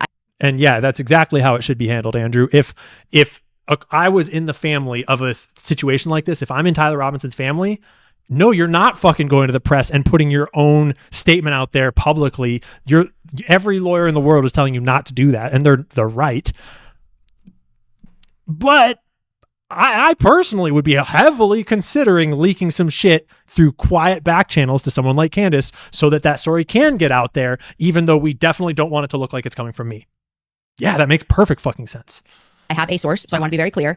That being said, that source is probably still biased. I mean, it's in the family of Tyler Robinson, so you still have to take their bias into account as well. All that stuff. You have to vet it. And take it from somebody who was involved and permanently sued. When I have to take my lawyer's advice, I mean, there's so many things I want to respond to when people are speaking about. Yeah, but it's bizarre that they would utilize a source which would get the information to you, but wouldn't just go to the media and be like, actually, that's all wrong. That's not weird at all. That's very logical, as I just explained. I am telling you that if you would nary find a lawyer who would advise you to go to the media. Especially when your son was up for death. If I thought that my kid... This is the appeal to emotion part that is just, sorry, bro, falls on deaf ears. Was in any way, shape, or form going to be up. You couldn't shut me up. I think right now, in the back of Andrew's mind, he thinks he's appealing to the wine moms, so to speak. That's what they call them. The Candace Owens fans. What he does not realize is that he's not winning over a single woman ever. In any context, let alone in this debate. So not a worthwhile strategy. You're wasting your breath. My wife, she would be like, that's not true. That's ridiculous. There's no possible. That never happened. These people are lying through their teeth. They'd be public whether you like it or not. Candace held back on so many great Rachel Wilson insults during this segment where there's just a million jokes to be made about how, yeah, we know Rachel can't keep her fucking mouth shut out of your business at all. She's always in your... she was trying to help you have the debate for the whole week leading into the debate. Yeah, that's for you and your wife. But when a judge issues a gag order in a case and your son is up for death and your lawyers could be advising you that if you say anything, you could blow the case, you would have a more responsible consideration. I see. And we're speaking opinion here. You're like, well, I wouldn't care. I'd violate it and I'd violate the judge's orders and see what happens. If you have a source, it seems like they're violating it with them. I'm not speaking to a source, but what I'm saying to you is speaking just relevant to what this is. We have not seen any proof that statement that is included in this charging document. I think it is highly likely on the basis of the preliminary hearing that all came from Mike Mitchell. And Mike Mitchell would be a part. Based on the statements of... It's him saying the parents told me. And again, Andrew doesn't know anything about this whole timeline of which statements were taken by who, when, that night. He doesn't know any of that. So he has no capability to even drill into this claim. Candace has him checkmated here because she actually knows whose statements were where. And he did Andrew Wilson doesn't know shit about Mike Mitchell. So he really can't even approach this point, unfortunately. Yes, the parents could dispute that. That's going to come down the line, right? They're going to be able to see the parents. I will say this, putting together context clues. If the state had it on, 100% certainty that Matt Robinson and Amber Robinson said it, a 5-day preliminary hearing would be a good time to say we have enough evidence, and I can tell you why Matt Robinson made this statement, and here is his statement that he signed. That would have been a good time to present that evidence. That would also be a good time for the defense to say this is totally No, it's fabricated. not. It's the wrong time. Why couldn't they? That is completely the wrong time. Why couldn't they? Because She's exactly right. Preliminary hearing is the wrong time to argue the merits of the evidence. what they're doing is they already said they didn't receive discovery. They literally can't. They literally can't because they can't. They did not. You're saying that they didn't receive that information? No, they just received the text message. They would certainly try to lodge their objections based upon whether it's permissible, the fact that it's hearsay, the fact that it's unreliable. They would try to attach disqualifiers to it based upon itself, but they would not be trying to introduce their own narrative and evidence and witnesses to try to discredit it now. That's not what they would be doing. Yes, but in order to That's not the text messages. the probative information, Yeah, we're talking about the information that we just reviewed. That's not the text they messages. never presented it. The state never put it on. Yeah, they didn't. The defense could easily still have presented this. Yeah, No. they could have said they're. This is a fundamental misunderstanding. Like, he is right now just completely showing us all that he doesn't know what preliminary hearings are and how they work. The defense does not ever present evidence in preliminary hearings. Look it up for yourself. That's not how they work. That's not what they're for. There's this very limited sliver of times when such a thing would happen. And this is not the type of evidence that you would bring in such a situation. No, Nope. No, they're not allowed to, or No, something? in a preliminary hearing, Yeah. the defense is engaging with whatever evidence the state decides to put on. They did not put this on as evidence. Brian Davis was up there. So they're not allowed to present anything? They're responding to the state's I'm asking, evidence. are they allowed to present anything? They are allowed to say, Like if there was a conspiracy that they could prove right then and there, would they present that in one of these hearings? no, it wouldn't be the right time for I that. disagree. I think, It's that not they, I disagreement. think they not only could do it, but they would do it. In fact, Yeah, Andrew, you're just walking down a road of exposing that you don't understand the legal process here. And all the lawyers speaking on this are telling you directly that preliminary hearings are not for the defense presenting evidence, and you can look it up for yourself. You can ask AI. You'll get the same answer pretty much everywhere. Preliminary hearing, the prosecution presents their arguments, and the defense just addresses the evidence that they're presenting and lodges their objections. The only exception, as far as I'm aware, comes if the defense has like an ironclad, unquestionable alibi kind of a thing, where it's like, this case cannot proceed because this completely objective fact clears it or shows that this is all bullshit, or the evidence they're bringing is completely fabricated and it's this easy to show. Those sorts of things where it's because the judge can't weigh evidence against evidence. He can only weigh that evidence exists, so we will go to trial. And if the defense can prove that no evidence exists, then you won't go to trial. But yeah, what Andrew's talking about is just purely his made up story about what's going on here. when I talked in depth with my attorney, they said that's exactly, if you had actual evidence that there was fabrications by the feds, that's exactly when you would introduce that.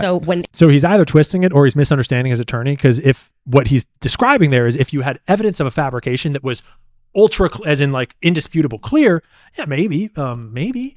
But it says directly in the code that Barron walked everybody through the other night, very directly, that the judge cannot weigh two batches of evidence that are conflicting. If the defense presents evidence that something is fabricated and the prosecution presents evidence that it's not, the judge is not there during this process to say one or the other. He's just there to say there is evidence worth disputing in a trial later.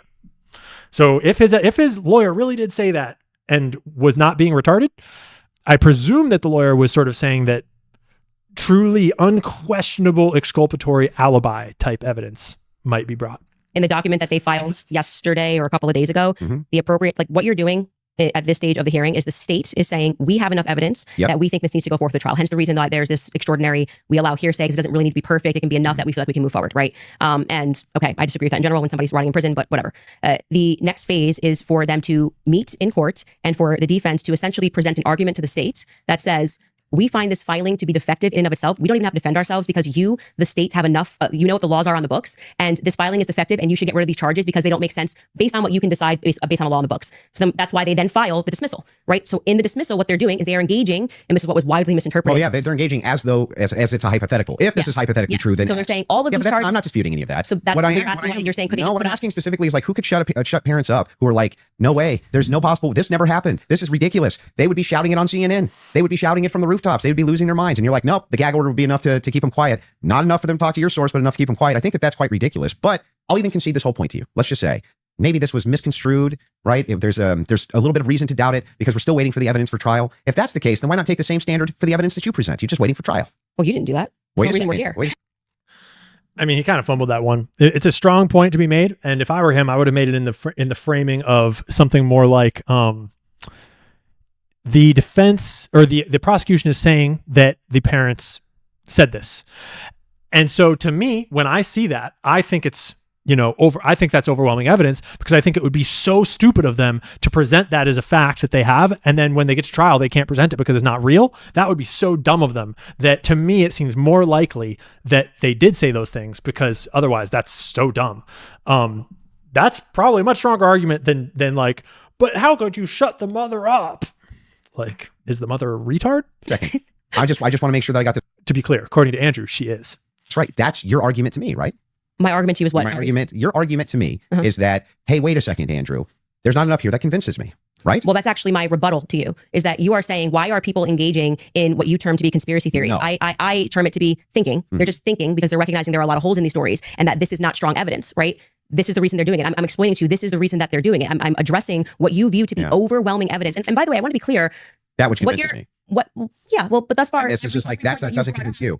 Every point that you've brought up, did you feel like this is beyond a reasonable doubt? I mean, you realize remember what I said in my opening? going to be. It's not beyond a reasonable doubt. It's just what I find convincing is what I find overwhelming. So why are you so upset when people say they don't find it If that was the limitation of the claims that you made, if it was just, wait a second, there's a little bit of problems, there's some problems in this case that I have questions for that I want answers to, nobody have a problem, actually. At least of all me. I would be the least likely person to have an issue. This is such a disingenuous and stupid point for him to try to make here. With you, any of your fans, anybody saying, in fact, I've had tons of Discord calls about this. My position's always been clear. Of course, conspiracies exist. Some of them have way better evidence than others, but that was a weird sentence that he just said. He says, I have had tons of Discord calls about this. What does that mean? The least likely person to have an issue with you, any of your fans, anybody saying, in fact, I've had tons of Discord calls about this. What?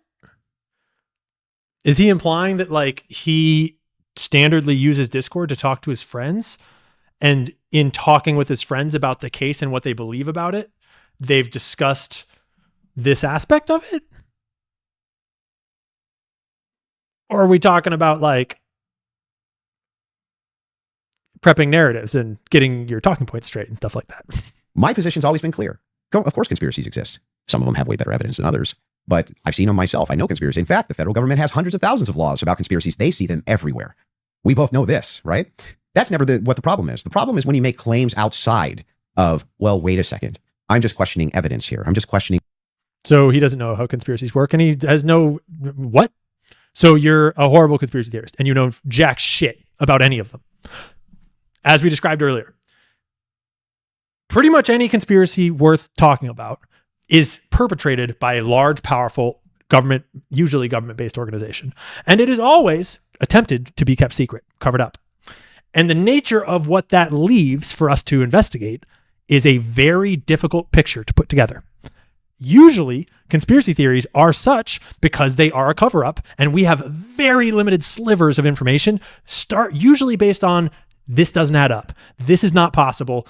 Building 7 couldn't have collapsed like that. Not possible. Where's the plane? Why was the CIA covering for these hijackers? Why the F are these Israelis here filming it in advance? Those sorts of things that are just like literally not possible based upon the given narrative. So you go looking for other explanations and you start investigating, and that's how conspiracy theories happen. Okay. So not only does Andrew pretend like conspiracy theorists are not supposed to theorize, you retard, but he's also pretending like conspiracies don't come from the gaps. That's where they come from. They come from being presented an official narrative about a crime, often a large, big event like a huge political assassination, or, a kid on a roof shooting at Trump's ear magically, or JFK's magic bullet, or 9/11 in the Twin Towers. All of those things are only identified by the holes in the story that don't make sense, because the point was for it to be covered up, to be undiscoverable. That's the nature of an intelligence agency operation. But he doesn't seem to understand any of that, or pretends like it's not real because it doesn't help him. It's not good for his narrative. What the state's case is here. I'm just asking questions. It's when you make claims outside of that, where you claim that there's good evidence or good standards you should believe because, and then it turns out that it's all nonsense, or it's wackadoo stuff, or it's real sources that she shares. It's text messages that she shares. It's actual evidence that she presents. High resolution photos that no one's disputing, that are real, that she presented. So let's just straw man again. Let's straw man. It makes no sense. And when we have a chance to cross-examine your evidence that you presented, I'm going to show a lot of that. A lot of this conjecture that's based on... He doesn't do any of that. None of that happens later. Literally nothing. That leads from no inferences whatsoever. Like you couldn't even infer it logically. Yeah, we can. You're just not smart enough to use your logic to make basic inferences that 3-year-olds can make. Like what I was saying earlier about footprints. The one on top, obviously, logically, came second. Like as in the topmost footprint is recent. The one underneath it, not recent. Very easy logical inference for anyone except for Andrew Wilson to make. That's the problem. The problem has never been whether or not... Yeah, I've got it, Andrew. I've just remembered. I figured it out. Here's the analogy that you needed, Andrew. If I put out my cigarette in the ashtray, and then I put out more cigarettes in the ashtray and more cigarettes in the ashtray, and your ashtray, I'm sure, just overflows all the time. Once your ashtray becomes this heaping pile of dead cigarettes, probably the cigarette on top is more recent than the cigarette in the bottom of the pile. Right? Logical. That is how you deduce the fact that the most degraded prints probably aren't the most recent. There. Now I'm sure it makes sense to you, Andrew. You just said, there's not enough in this case so far until we get to the trial. I remain unconvinced. I'm sure there's tons of people who remain unconvinced yet until we get to the trial. I think that's fine. I think it's fine. There's people who are convinced too. That's never been my problem. My problem is the claims which are external to that. Okay. Why would that be a problem? Is it a problem that I say that 9/11 was controlled demolition? Because when you look at Building 7 collapsing, there's no other possible explanation. Is that morally reprehensible for me to say, Andrew? Was it a problem for years when myself and many others like me were saying that Jeffrey Epstein worked for Israel? Even though we didn't technically have hard proof at the time, we had a lot of little circumstantial evidence that anyone doing the research could put it together. Is that morally reprehensible to say? Or is that just the nature of using your brain? Right? It's so evil that I had to pay $300,000 to come here and try to publicly debunk you, to control the narrative, to get this shit under control. I'm not sure I really care if you have a problem with what I think in my own spare time. I don't understand this lecture that you just gave. But beyond that, what I'm saying is that the state is allowed to use, this is what my problem is. You guys are not like, you guys think while it's illegal. You can. You are allowed to do that. So, but anyway, going back to you saying I wouldn't have. Such a power move, honestly. I mean, it's not exactly like good faith debate, but like, we're long past Andrew presenting that way either. It's pretty clear what's going on by now. It's going to get way more clear once it flips here in a second. But she's just such a power move to be like, no, I don't have to answer that. That's a stupid fucking question. We're allowed to think. It's America. Next. Because she just then controls the debate. And he just looks like there's so many times where he looks emasculated and it just gets worse and worse and worse leading into the very end. Have a problem. I think I just demonstrated pretty thoroughly that what you claim that you have a problem with is exactly what the state is engaged in at this stage. So it just doesn't make sense. That's not the case. In fact, so if people look and they say, I'm looking at the gun and I see, and I'm inferring this, and someone else says, I'm looking at the gun evidence and I'm inferring that, they're both doing the exact same thing. They're not. You're just saying, I want to do it for the state. That's propositionally false. That is not propositionally false. Explain exactly how. It is the case that every proposition is going to have a true or false conclusion, period. That's just logic, right? It's a law of excluded middle. All propositions are going to be true or they're going to be false. When we get into when we're making inferences based on propositions. We can actually. Yeah, it's kind of true. Propositions can be partly true and partly false. But let's not get into semantics. Come to true conclusions with false premises inside of a proposition. In fact, what we're talking about here is not whether. Okay, so we literally just agree. Or not. You feel that you're convinced by this evidence. But you felt like you were convinced. Right? Sure. But here's the thing. When you ask me my reason, Andrew, why are you convinced by this? I can give you my reasons why I'm convinced by it, why it seems reasonable and rational to me to be convinced. You can even say, but Andrew, I'm just not convinced by it. If that was the limitation of your claims, we wouldn't even be having this conversation. That's why I wanted to have the conversation, in fact, was so that we could move into your actual claims that you've made, which transcend the idea of, I'm just asking questions. Before we get into that, your team has one thing they want to show before you go into that. So if you want to pull that up. That did not make any sense. I think it was just a rephrasing of the same nonsense argument that his morality dictates what speculation you are and are not allowed to do. Says the prosecution filing showing defense had full discovery by April 1st. Oof. They did not. That's not true. Wait a second. Yeah. To date, the state's prosecution. So Andrew, knowing nothing about the case, is like, wait a second, did I just get a win? Because he doesn't actually know what evidence is on the screen. He doesn't know if he won or not. He's just been told he won. So he's like, oh, goody, something for me to read. Candace immediately is like, that's not true. I know the case and I know the evidence and I'm about to debunk whatever you put on the screen. So watch how Andrew Wilson acquaints himself with what is apparently proving him correct, though he doesn't know anything about it yet. Prosecutors have disclosed all evidence that is presently and reasonably available to them as required under Rule 16, Utah R criminal, to be more precise, as of April 1st. Yeah. That was not 100%. That's why they're caging that by saying what's reasonable. There was entire, and we can pull. So there's one point. What's reasonable? What's up? Like, we should now play the Kathy Nestor clip because that's from there. So, and they were basically saying you don't need it at this stage, meaning it's not reasonable that you're asking for this when we're going into. So Andrew's team tried to fact check by bringing in a document that, if you're uninitiated into the case, looks like a good fact check because they don't know the context. Andrew Wilson gets all excited because he doesn't know the context either, reads it out as though it's a win, and then Candace explains the context to them, which is obvious and you would know if you had been following all along, and it falls right out from underneath them. A hearing that's just going to be based on hearsay and stuff, things of that nature. But of course, by the time the trial comes, you're going to get all the Where's the discovery show documents. cause? Yes. Yeah. So that's what they're saying. Yeah, I understand. Okay. So that's Yeah, I understand, except that I just thought 5 seconds ago that was a total win for me, but whatever. Now we'll ignore it and pretend it didn't happen. I'm even fine with yeah, it. We all know. And then, by the way, just now that the hearing is over, and you can also fact check this, they now at the end of the preliminary hearing dropped like an insane amount of the discovery stuff they gave to them like the week after. You guys can give me the exact amount. I don't want to say because I don't know my I don't remember how much it was. It was an absurd amount of stuff that they gave to them right after the preliminary hearing that they had been asking for. Because that was one of the things that I kept saying on my show is, as we were watching that preliminary of the preliminary, why not just give them the stuff now so they can engage in these arguments? Because I feel like you, it's like, I want to hear what they have to say about the text messages. Why can't you just give them what they're asking for so that they can actually engage you? And it didn't happen. So, but the judge ruled that it wasn't necessary at this stage. And that was the whole point of that because it's preliminary to the preliminary. Yeah. Would you like to play the Kathy video? Well, he's saying he's not disagreeing, so I don't think we need to. There's no disagreement that she said that. Yeah. So so I guess the disagreements now would move into the evidences that you have stated on the record, which transcend elements of reason. So I just want to point out there, for example, like right there, Andrew got totally owned and Candace didn't make a big show of it. And Andrew tried to move on from it pretty quick and pretend like he didn't. But we just saw how Andrew and his team had no idea what fact check they were presenting. And the fact check just totally bottomed out because Candace knew their fact check better than them and explained it to them so that they could realize, oh, fuck, that's not a fact check at all. And then Andrew didn't want to show the Kathy Nestor clip that disproves what the point he was just trying to make because it's not really relevant because Andrew doesn't dispute it because he didn't know fuck all about what they were trying to say. And so that entire point that he was trying to make just got completely pieced apart. And then we just move on to the next, not pretending like we didn't just notice that Andrew Wilson just totally owned himself. Him and his team just owned themselves.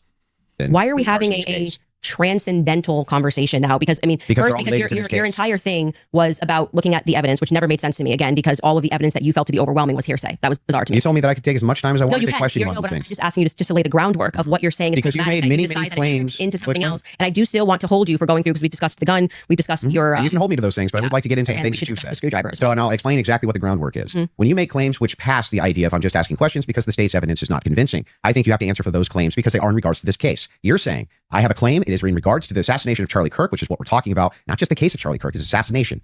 You should have to answer for the claims that you've made in regards to the assassination itself. You should, agreed. So if that's the case, then I would like to finally dive into some of that evidence. So I think we're about to transfer from the segment where theoretically it was Andrew Wilson making the case for why the Fed stuff is so convincing. Try to ignore the fact that very little was actually discussed. Very little evidence was actually, he didn't make any comprehensive case. He just kind of vaguely alluded to like the text messages that they shared, the things the Feds shared. I just generally think that they're convincing. And then Candace picked at them as much as possible and Andrew defended as much as he could. But there was no real narrative presented. He didn't walk through any evidence. He didn't like chop things up. He didn't add anything at all. So I don't know if you're convinced by that's basically the totality of Andrew Wilson's argument for why his case is correct. We're about to move into Candace's side where he's trying to interrogate her side, which is not very successful either. But in the middle here, at this point, at this assertion that Candace has to answer for all the things that she said on her show. You know, I actually I reject that. That's not actually true. And it's not too hard to realize that that's not true if you really think about it for a second. Candace doesn't have to answer for shit. I don't have to answer for shit that I say on my show. Does not matter. I am not legally bound, like aside from like defamation law and like, I don't know, copyright law, things like that. But like in the vast center of all the rest of the, free speech that I've got, I can say anything I fucking want on here. And if I say something that's not true, like, I don't know, I love Andrew Wilson, doesn't matter. I can lie on my show if I want to. I can talk shit on my show. I can make things up on my show. I can be a comedian if I wanted to be. My whole show could be jokes. Totally fine. That's my choice, whatever. The question is, what does your audience think of it? Because your audience is coming there to watch you. And so if you're presenting things as though it's truth on your show and you're wrong all the time, your audience is going to notice. And over time, they're going to go somewhere else. Unless they want the untruth. If you're a comedian and you actually make satire on purpose, maybe they're literally coming to you for untruths, satire.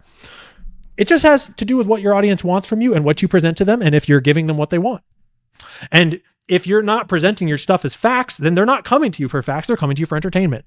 But if they're coming to you for information and facts, and you're giving them that, but you're proven to be wrong all the time, then you're going to lose your audience. And if you're proven to be right all the time, you're going to keep your audience, especially if you're compelling. And Candace is that. She's compelling and she's right very often. And a lot of people love her shit. So she's like the biggest podcast in the world. Deal with it, Andrew. And she does not need to answer for any of that if she doesn't want to. Doesn't matter. Doesn't matter what you think. Doesn't matter what Erica Kirk thinks. Doesn't matter what anyone thinks. If Candace wants to make wild claims on her show and then just not ever debate it, that's fine. If her audience doesn't care and they stay with her, that's fine. She can do that. It's not the most journalistic, not a lot of journalistic integrity in that. It's not the best look in the information space. And over time, it would reflect poorly on her. Sure. But no, she's not required to do any of that. She doesn't have to support her shit or defend it if she doesn't want to. If she wants to make a TV show that is entirely just her talking vibes with no evidence whatsoever, she's allowed to do that. It does not matter at all. Sorry. It is what it is. I mean, go watch Brandon Tatum. Every single night is just a giant rambling of just made up bullshit that comes out of his head with zero backing for the most part. It's like lots of people run shows that have zero factual backing, that don't share their sources, that are just opinions and narrative, and they present it as though it's news. That happens all the time with a lot of the buddies that, are directly on Andrew Wilson's team. So it's actually, no, that's a false premise, Andrew. That's bullshit. No one cares about your cross-examination, your interrogation, and it's not required. Candace chose to do it because she's fucking sick of this and because she correctly identified you as a soft target to get everyone to shut the fuck up and go away. And because you were stupidly offering her $300,000 that she was like, sure, retard. And dive into it. Well, just to be clear, and I'm happy to have you talk about, like I said, publicly, you want to engage in some conspiracies, but I said I want to make sure that we get to the substance of our debate. The substance of our debate this is the major is me demonstrating that all of the quote unquote evidence that you feel that you have, which demonstrates that Tyler Robinson shot Charlie Kirk. You don't find convincing. I get it. It's been invalidated by the testimony that we saw. And in your answer for when I explained to you that it had post-degraded prints was, I don't know. Okay, well, there lies my ability to process that. It's just fine for you to not be convinced up to this point. All of your viewers, everybody watching, nobody's giving you a dispute that if all your claims ever were just up to now, the evidence that the state's given, I'm just kind of not convinced. That is not what's been happening. What's actually been happening is that is not what's been happening. I'm a patronizing piece of shit is the vibe. No, actually, it doesn't matter at all.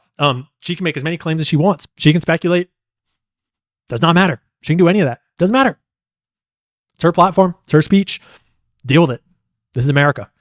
But beyond that, Candace actually is pretty careful with her words. And over time, most of the things that she asserts as fact are mostly about evidence that she intends to share or, statements that were made to her in private by sources or things like that. The theories that she's proffering are almost always, not always, but almost always provided as theories, as I suspect, or it could be, or maybe we should look into, or I have questions about. You've made tons of claims in regards to this case and in regards to the Kirk assassination, which are far above and beyond, I just doubt, the state's theory. Okay, yeah, I mean, sure. And those are the things that the state's theory. I also am welcome to say what I think. If you want to move into opinions, if you want to talk about Erica Kirk, if you want to talk about. And this is the start of Candace's real control over the conversation because of this really poor framing of I am the morality police and I get to tell you what you aren't allowed to propose as alternative theories. Otherwise, you're evil, which is just a very inconsistent thing for someone like Andrew Wilson to say. Turning Point USA. I like to talk about all and get into it. I'm totally happy to do that, but I just want to say that, I do not feel, because I've said what's important to me is that we exhaust this topic first of our actual debate claims. I do not feel that you sufficiently have argued that the evidence is overwhelming. Sorry. So she's pointing out that if we're about to move on from you making your case, I just want to make sure that you've made the whole case you want to make. And you can tell that Candace is not super committed to this debate in the sense that she doesn't really, the burden of proof is not really on her in the sense that her audience is so much bigger. Her level of implicit trust so much higher that you can tell that she doesn't really care to prove him wrong. She just cares to get this over with and just like whatever.